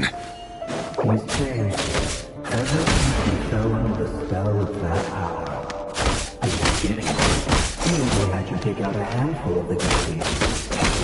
Now... The ones I dealt with have always been guilty. And I carried out my work flawlessly.